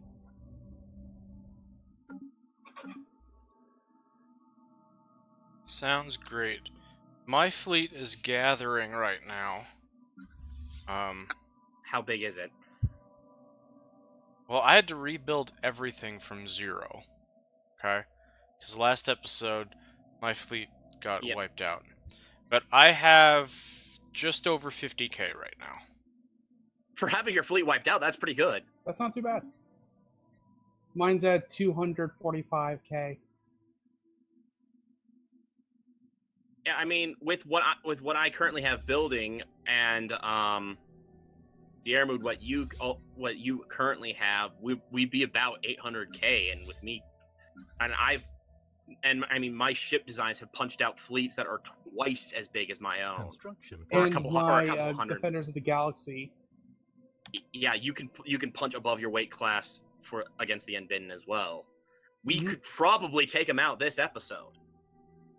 I would like to wait about 6 more months so I can get Giga Cannons. We have a little bit of time, and it depends on how. And I mean, yeah, so I can upgrade too, but yeah. Okay, so we'll just upgrade that immediately again. Replace that with where's Science Lab? Replace that with another Science Lab.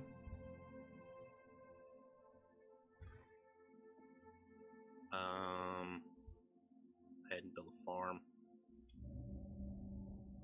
Also build a farm.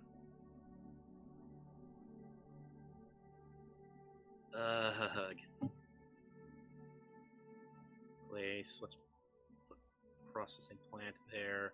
How do you colonize a planet that has blockers on every tile? is that possible? Yes, That is possible. what I'm looking at right now. It is really annoying when that happens. Usually what I do is I try to terraform it. It takes time and money, but I mean, It makes it possible. It makes it possible. So it's not possible otherwise. No. Okay. Fine.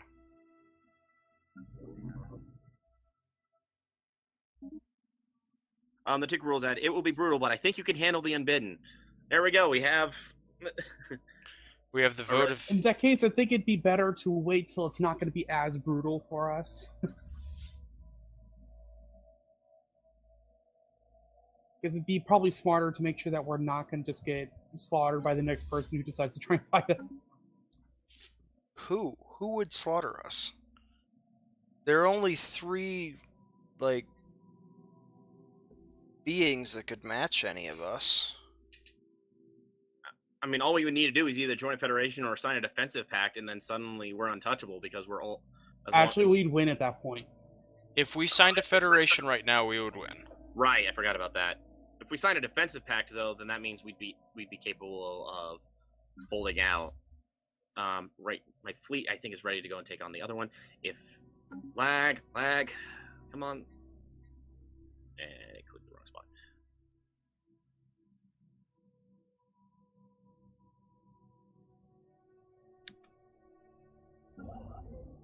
I am now going after the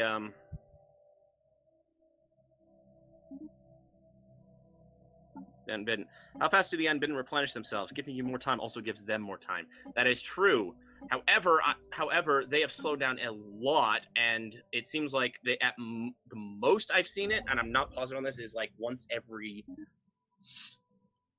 year, maybe less, or maybe Plus, more. I mean, instead of just 3 of us working to can constantly increase ourselves compared to them, while they may increase by a significant amount, it's 3 of us against 1.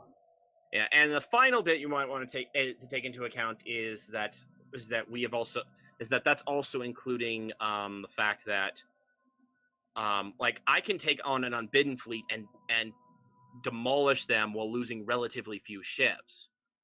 So, like you're already in with them. I'm not in the wormhole one, but with the with their second fleet, yeah. So I'm taking out their second fleet, so that way, you know, they only have the million fleet power one they have. Which actually, now that I think about it, I've been looking at it like, oh, they only have 1 million fleet power, but they actually have 1,300,000. So it's got to be. I should be a little more cautious about it. Sounds like that'd be smart. That said, I still hit above my weight class. I still feel along the lines of I'm hitting above my weight class. So and honestly, so will you, Diarmu. Mm-hmm.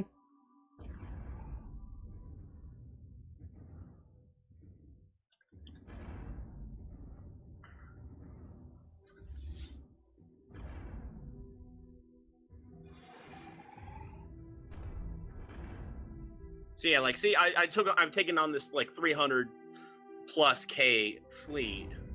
300. It was like 340 something. Research thing. complete.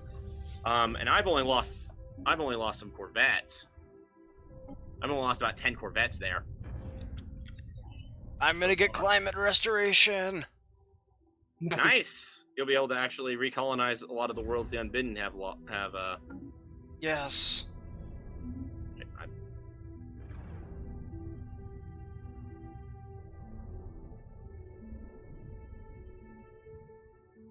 I lost exactly 20 Corvettes to the Unbidden.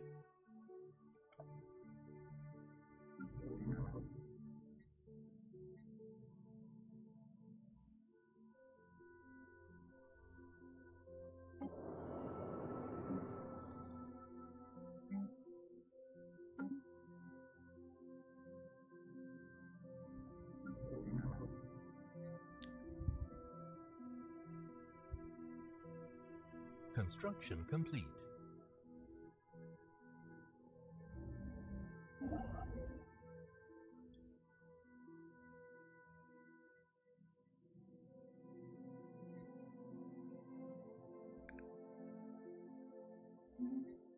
Is there any reason to keep these xenopreserves? Nope.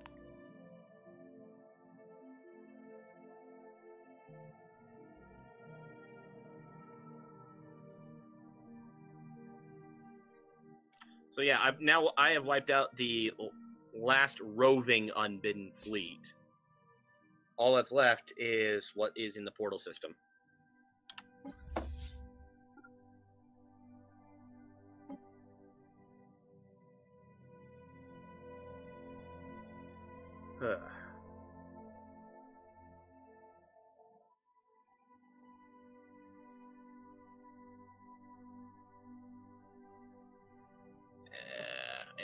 Flag.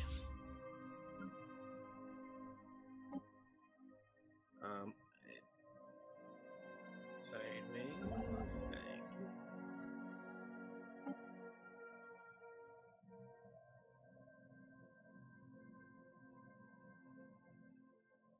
Have a move over there.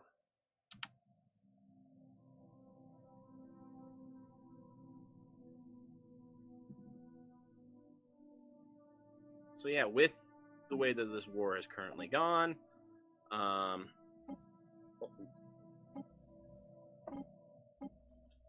I think it also helps that I got the Eater of Worlds Covenant.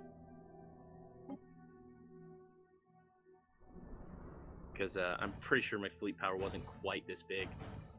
Ooh, yes! First level of my Dyson Sphere has been finished. So my Dyson Sphere is now earning me 100 energy a month. Wonderful. And it is only running at 25% efficiency. That's pretty cool. I really wish there was something like that for minerals.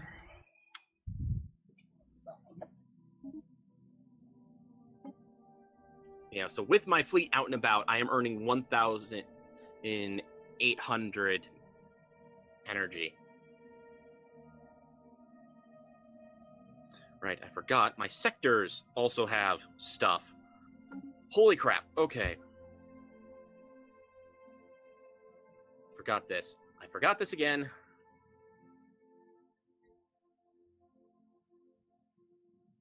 Planets and sectors. Yanking energy and minerals. And I just maxed out my mineral thing. I think I lost some minerals. Oh well. Starting the next level of the Dyson Sphere. That costs 40,000 minerals, and I can still do it. Really. Time for the IRS to visit the sectors. More or less.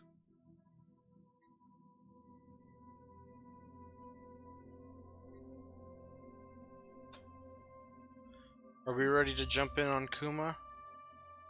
Not quite. My fleet is almost upgraded, and then I just got to move it over. Which won't take long since it has jump drives.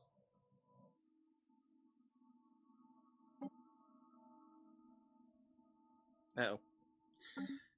End of the month lag, always interfere. How many will it give?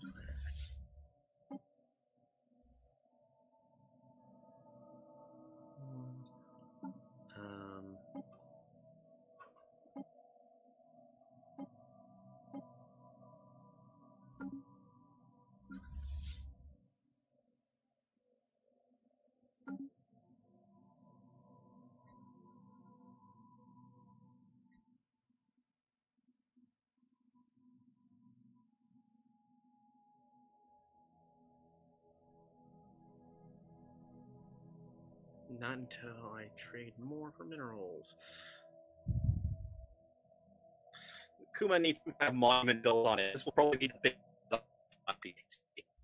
Whoa, you had like really weird distortion on your voice okay? there. Hello?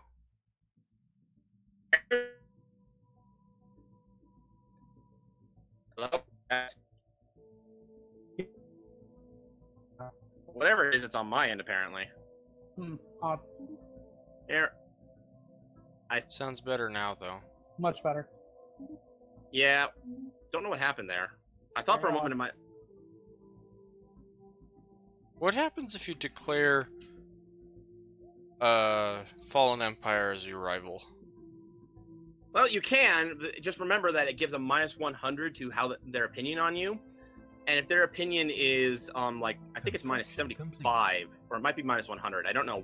At one of those 2 points, then that means they'll start declaring war on you until it goes back up again.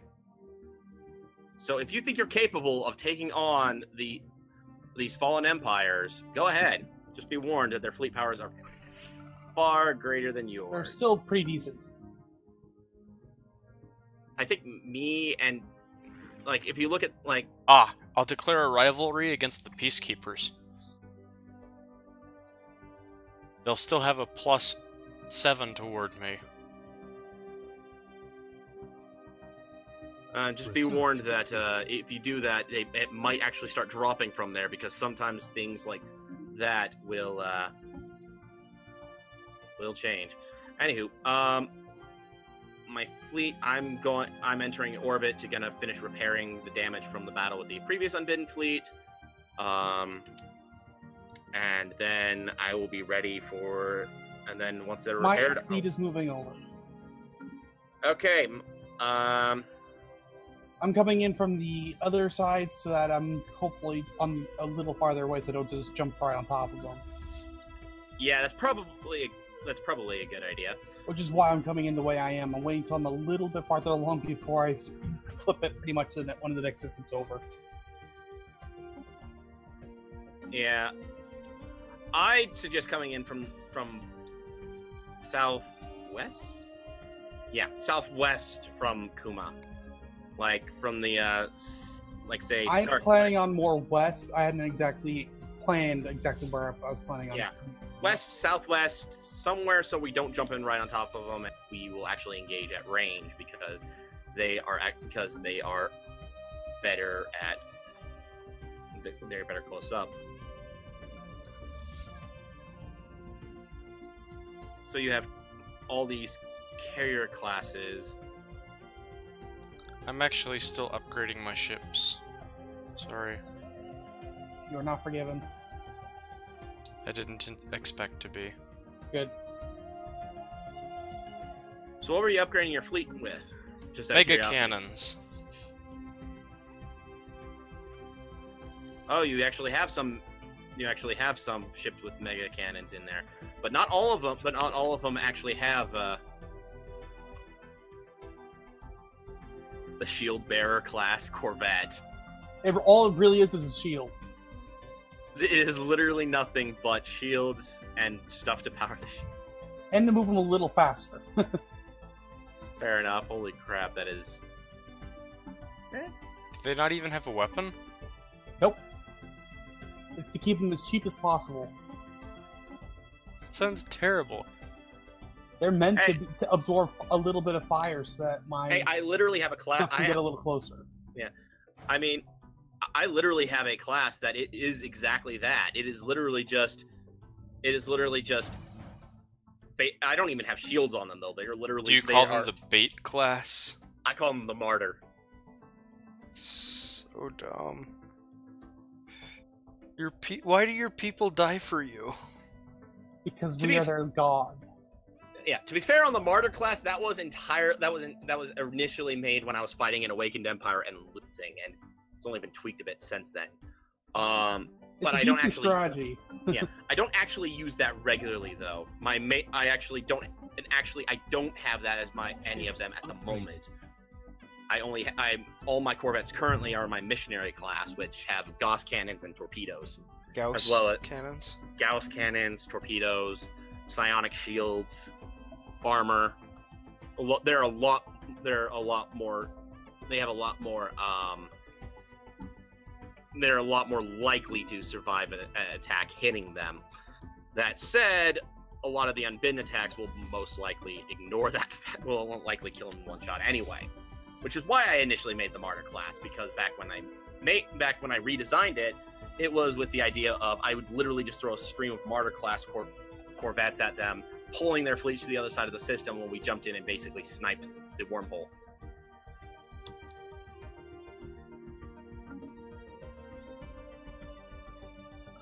That said, my fleet is now moving into position. I'm at 91% upgraded, so I'm almost ready. 95, 97. And that's excluding, of course, your one battleship that doesn't. Ships upgraded. Well, I mean, that battleship can catch up when it's ready. Ships You have upgraded. giga cannons. I do? Yeah. I thought I had mega cannons. Oh, mega cannons. My bad. I seem to be I mixed that up. Okay. Anyway, don't head to the Kuma system. Head to the Seraclis system. We want to gather our fleets. Oh wait, what you have jump drives, don't you? Yeah. Yeah, head to the Seracles system. We want to jump. We want to keep our fleets together. We want to keep them set up. We don't wanna... Which direction is that from? Oh. Southwest. It's Okay. Because we don't want to jump in right on top of them, and actually, your location would be jumping in pretty close to their it'd be a lot closer than we prefer to start off with. Okay. Giga cannons are 1,000 times better, technically. Giga cannons are 1,000 times better than mega cannons. Yes. Well, 1024 since this is a computer game.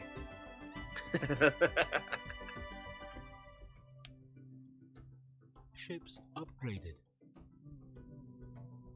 156 battleships with 53 corvettes versus my 230 battleships with 247 corvettes, plus the stream of ships that are still trying to catch up with the main fleet. And I'm literally just going to be receiving constant reinforcements up until my fleet dies. If it dies. If it dies. Yeah, It's not gonna die. You have 500,000 power on your fleet. Actually, closer to 600k at this point.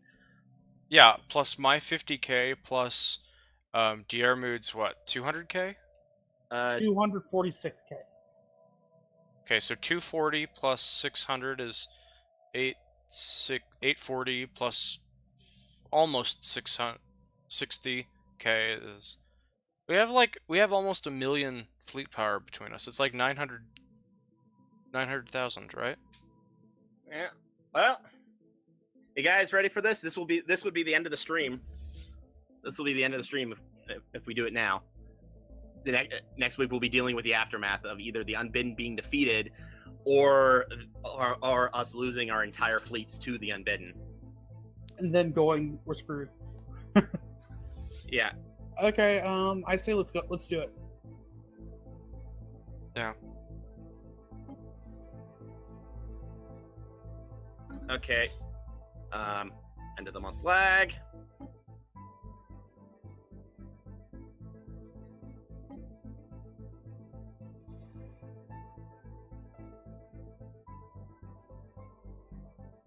Construction complete.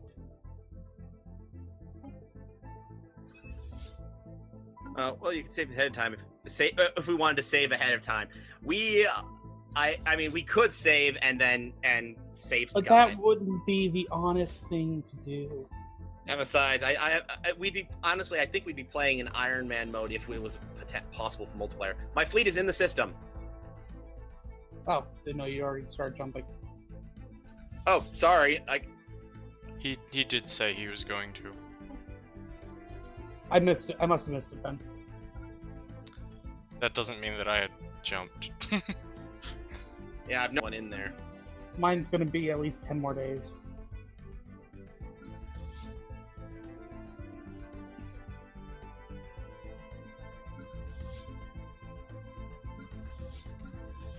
If I can get my fleet to turn around, basically, if I can tell my fleet, hey, turn around real quick. Oh, the game's paused. Oh, that's why it's not moving. Who paused it? I didn't. Oh, it might have just been automatic because of the lag. No, I don't think so. I've never seen it pause because of lag before. Me neither. Someone had to have hit it. Maybe one of us hit it accidentally. Might have been me, but I don't think so. Why are you having your fleet go backwards? Because that way I can wait for Because he wants to wait for us. I don't want to jump in and have my fleet be halfway across the system when you finally get in there. Because also I think I also have better movement outside of combat than you guys do. Yeah.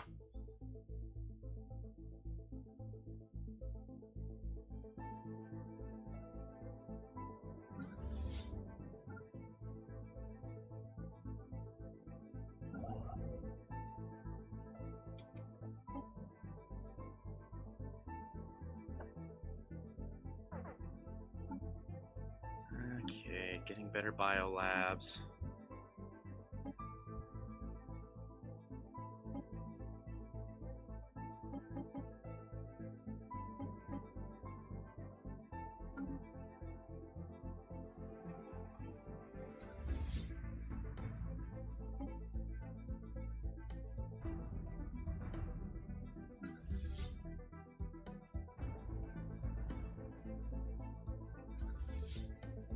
I officially have a 60k fleet now. Nice.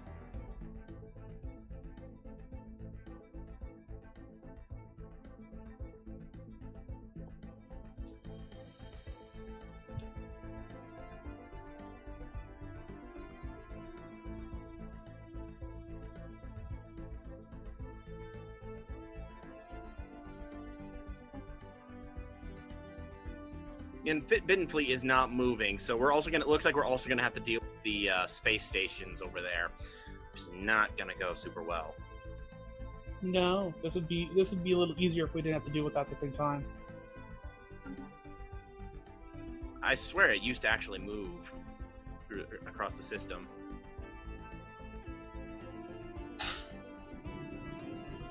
Man, they're so pretty.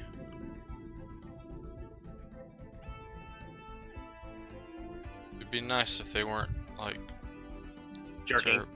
What? It would be nice if they weren't, like, skipping along, sort of thing. Or is it... Oh, I was gonna say, it'd be nice if the Unbidden weren't evil. Oh. Unbidden should... Who knows? Again, one of the hopes is that there will be a way... to, interact with crises without necessarily,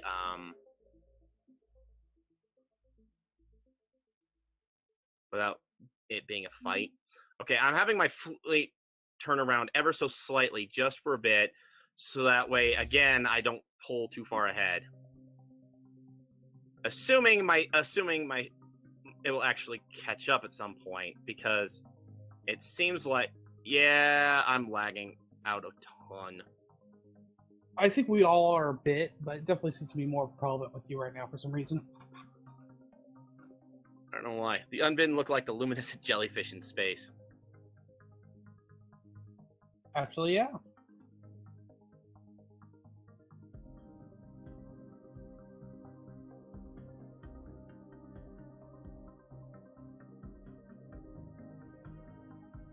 So this episode, I built 30 battleships.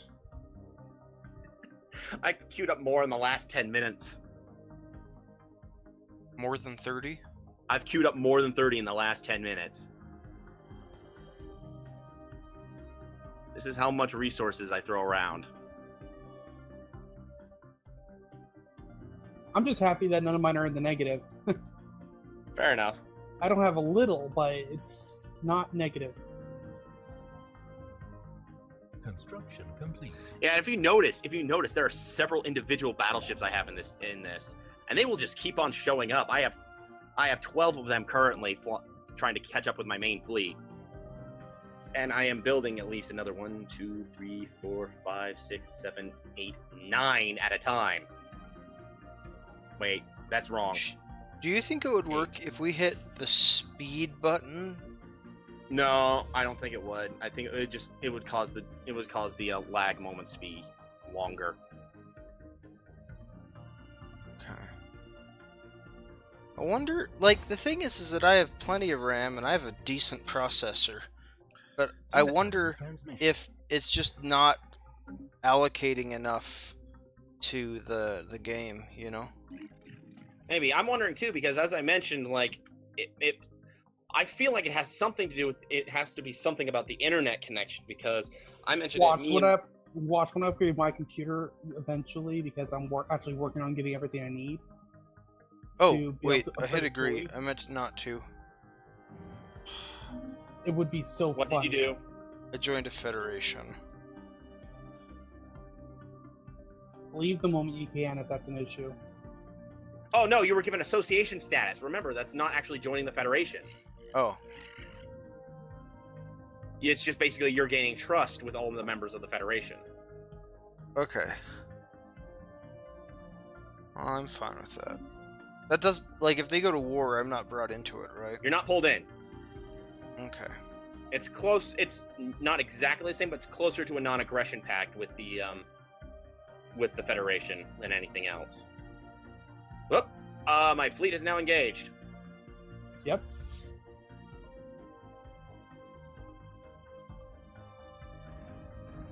Here we go. My cannons are firing.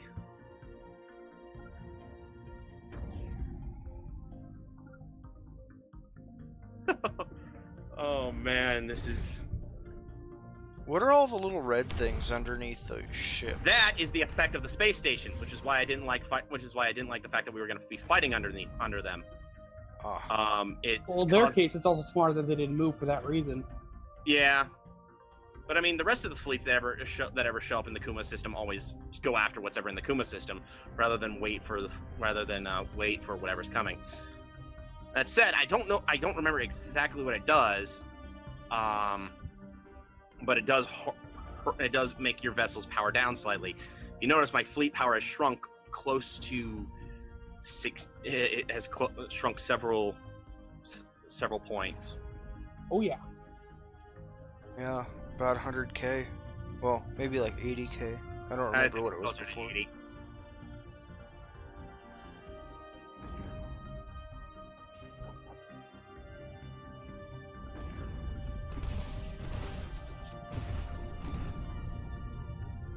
Okay.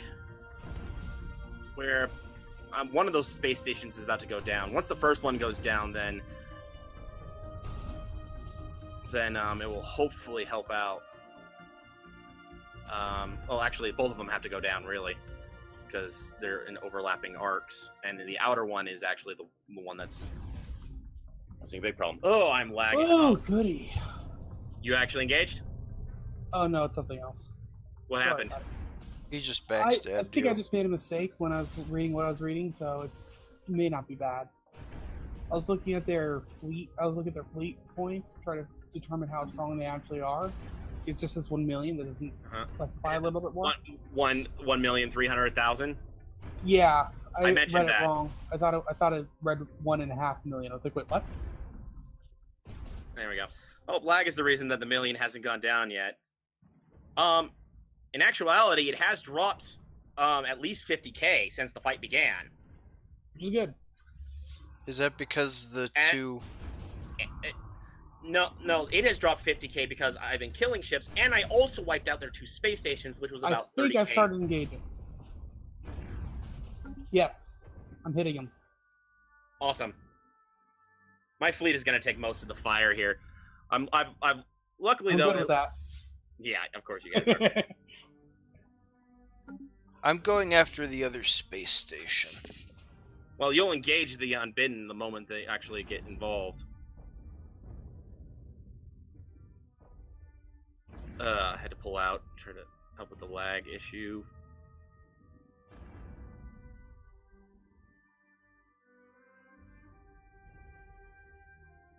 Yeah, the other thing is that a lot of their destroyer levels are actually in the back of their fleet for some reason. So we're actually dealing with their cruiser class right now, which are a little tankier. That said, we have gone through how much now? Still about the same. It is just lagging so badly for me right now. I'm just jumping out for a bit. Let myself catch up. Yarmood, you might want to do the same. Okay. Just until you catch back up, because we got stuck there. We actually straight up got stuck.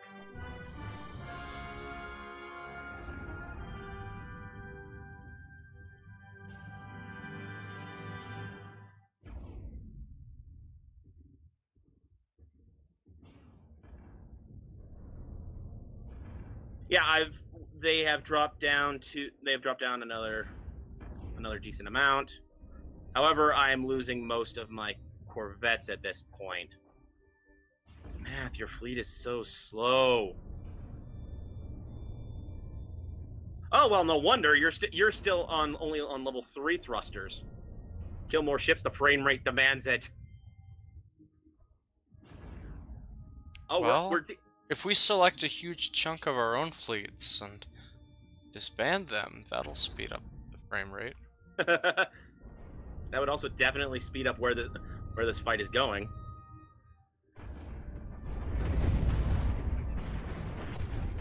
The good news is at least one of the space stations is gone. 2 of them. Yeah. Oh yeah, 2 are gone. I was just lagging that much for you. No, I just didn't notice. I didn't know how many were there in the first place. And I was like, oh wait. Well, they're under 1 million. Yes. That means they've lost like 400,000 fleet power. They are definitely going down really quick. I have engaged. Now I'm taking some damage. Not a lot, but I am taking some.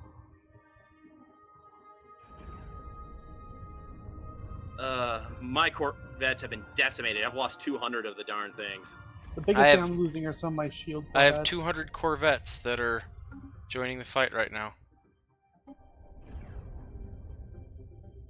it keeps going at this rate, we might just win, or at least deal enough of a blow that the next time we try we'll win. Yeah, either way, this is the biggest fight that has happened in our galaxy. Period. Actually, guys, you know what I'm gonna say? The moment our little fleets are gone, I'm talking about the Corvettes primarily. Let's just vamoose and rebuild and come again. Are you kidding? They're down to about equal to our fleet power. Only so that we could reduce how much we actually lose. We're not going to lose to them. Yeah, here's the thing: all their heavy hitters have been in the front, so all their heavy hitters have been all their heavy hitters are going down. Yeah, they haven't lost that many destroyers yet. Exactly. So they're So they're losing their heaviest hitters first. Oh yeah, they're almost down to 500,000. Yeah, we're gonna win. We're gonna win, but like I said, reduce the amount we lose. I have no doubt that we would. But... I just want to finish it off. Don't blame me. And by the way, after this, I don't care if we want to continue trying to win through whatever other means, or if we want to do the Federation.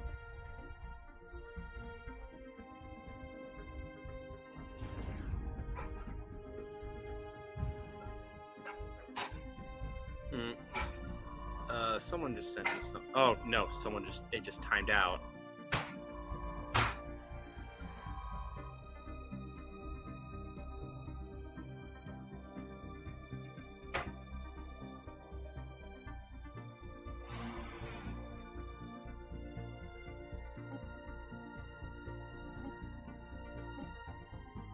Math, I should have just sent you something.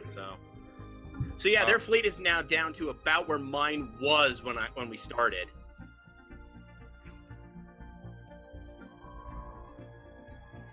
My fleet could probably finish off this fleet by itself. I might have to go back and get more Corvettes, but we've got this in the bag. And Math is finally managing to actually fire. I had been firing for a few minutes now. Maybe we're just lagging that much. Oh my gosh, they're down to under 500k. 300k. Either they're dropping. I'm just under 5, so we must be a fair amount behind. Either that, or it's just. Sorry, they're in the 300k range now. I'm still within 4. I'm just under 5. They're at 301k for me right now. Oh wow! 41. Yeah, that dropped. I saw that drop from 394 to 301k. 462. Literally in less than a day. 263. Frame rate's catching up. I'm starting to catch up. Yeah, same here. Yeah, they're at 263 right now. 257 for me. Yeah, it seems like I'm on the same day as you now, Math. So the only one lagging is now the air mode. Oh. But yeah, we've got them. I haven't even lost all my Corvette. I've lost a lot of battleships now that we've actually gotten in close range. They've actually they nearly killed 60 battleships. I only have 1 battleship left, and they've lost all their Corvettes. You only have. What do you mean you only have 1 battleship left? They have only 1 battleship left. Oh. Yeah, at this point we won. We won. Lost a lot of ship.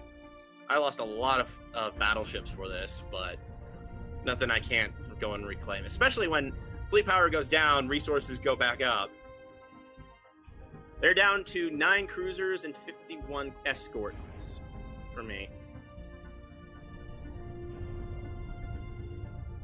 I'm a day, like a day behind something. But yeah, they are...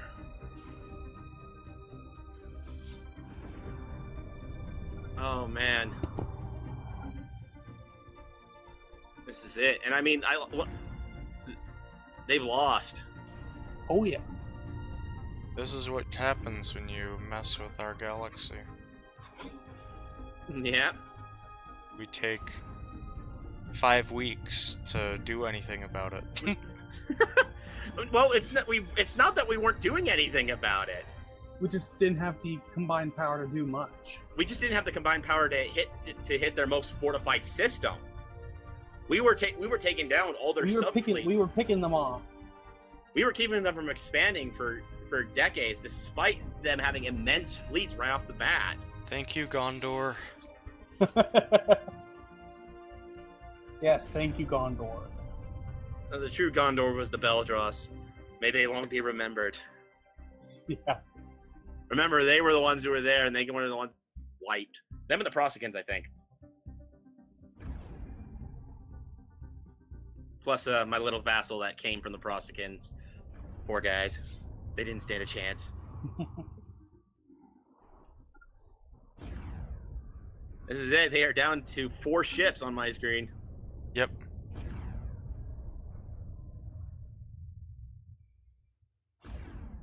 Their fleet is down. All that's left is that space station in the portal. Yep, the space station in the portal. And I mean,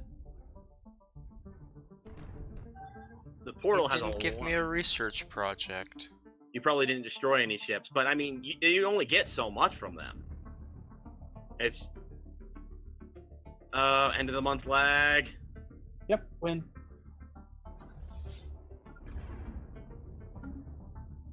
So who gets the portal kill and that sweet opinion buff? We will find out. Next time. That's it. That is it. All that is left is the portal itself. Oh Can we at my least finish gosh! this off? I just zoom in on all those fighters and bombers all over that thing. Look at them. From a combination of us. Yeah, all of our fighters and bombers are just swarming the portal. The portal is the one thing that actually has armor. It has 80%. It has an 80% reduction rate on it. That just looks so cool with all those bombers. Yeah. Oh my gosh, them just circulating around, just constantly hitting it. Waves of kinetic artillery firing. The occasional missile flying by from what's left of our forces. The best part is there's still more flying towards it. Yeah, I'm seeing seeing an occasional energy discharge. I think those are from yours, Diermood. Probably. We'll see if Math actually gets in close enough to fire a shot on the portal. I mean, you're close enough that you're technically engaged. No, actually, you've got some Corvettes that are around, so they've probably got some shots off. Portal is not even halfway dead yet. Yeah, that's gonna take a minute. The tick rule says that for a second when he saw the swarms of fighters, he thought that was the animation for the Unbidden on their way out. I'll be honest, I thought the same. Actually, that's... Wait, the Unbidden are leaving? like that's what he thought it was? No, he thought that was more Unbidden ships coming out of the portal. You know, I figure if that happened right now. I'd like to see the animation of all of these Unbidden ships running backwards through the hole. just nope. Wouldn't that be fun?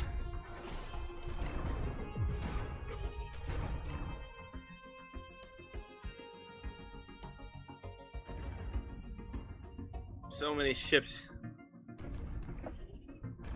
If someone else comes in, I wonder what I'll hate the most. Is if someone else decides to throw a fleet in here at the last moment. Oh, that would figure. And they get the kill. I wouldn't be surprised if that happened. I wouldn't be too surprised if that happened, sadly. That said, The Awakened Empire is heading this way. Really? Yes, their fleet is heading this way. But we got it 2/3 of the way dead. Yeah, we just... Well, let's according to just my time.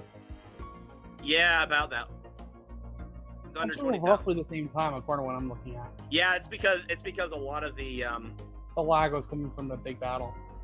yeah, and I mean they're still going on, but I mean but there's a lot less fire going its way back and forth, and the fighters are actually cooped up into like one section. So if you scroll off that section, your frame rate goes up quite a bit.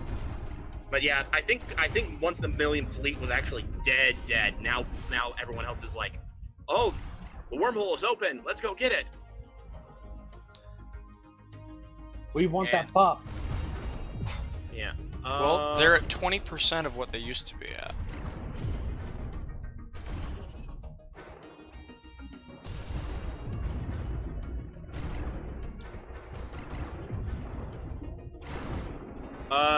Dearmood, you are apparently frozen at the moment. Because we are not moving out a day ahead. There we go. I just hopped out of the system. Well, There. Under 100. It is almost dead.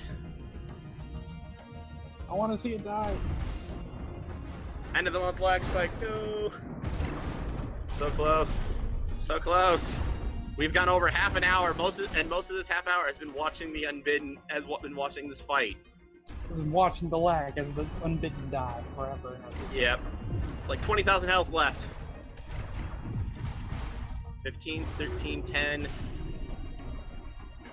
It is gone! With the destruction of the portal, the end of this invasion is finally in sight. A profound sense of elation has settled over most of the galaxy. The Uri Covenant has won much admiration since it was their ships that struck the final blow against the portal. The Crucible's vessels will be celebrated as heroes for generations to come. I figured it'd be you, but I was hoping.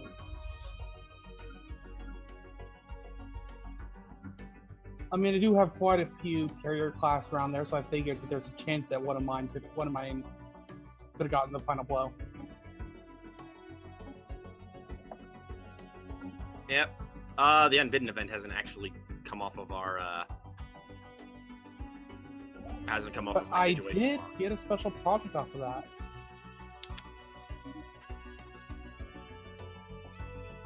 Really? Yeah.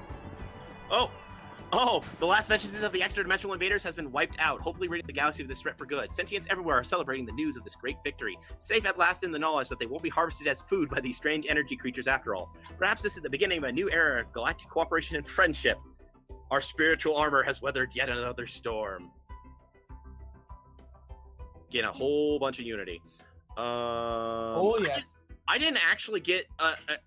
So, despite the fact that it said I supposedly got it, it seems like, I don't think I got it. I got a special project, the Advanced Border Beacon. Oh, Freaks have components for an advanced border beacons there.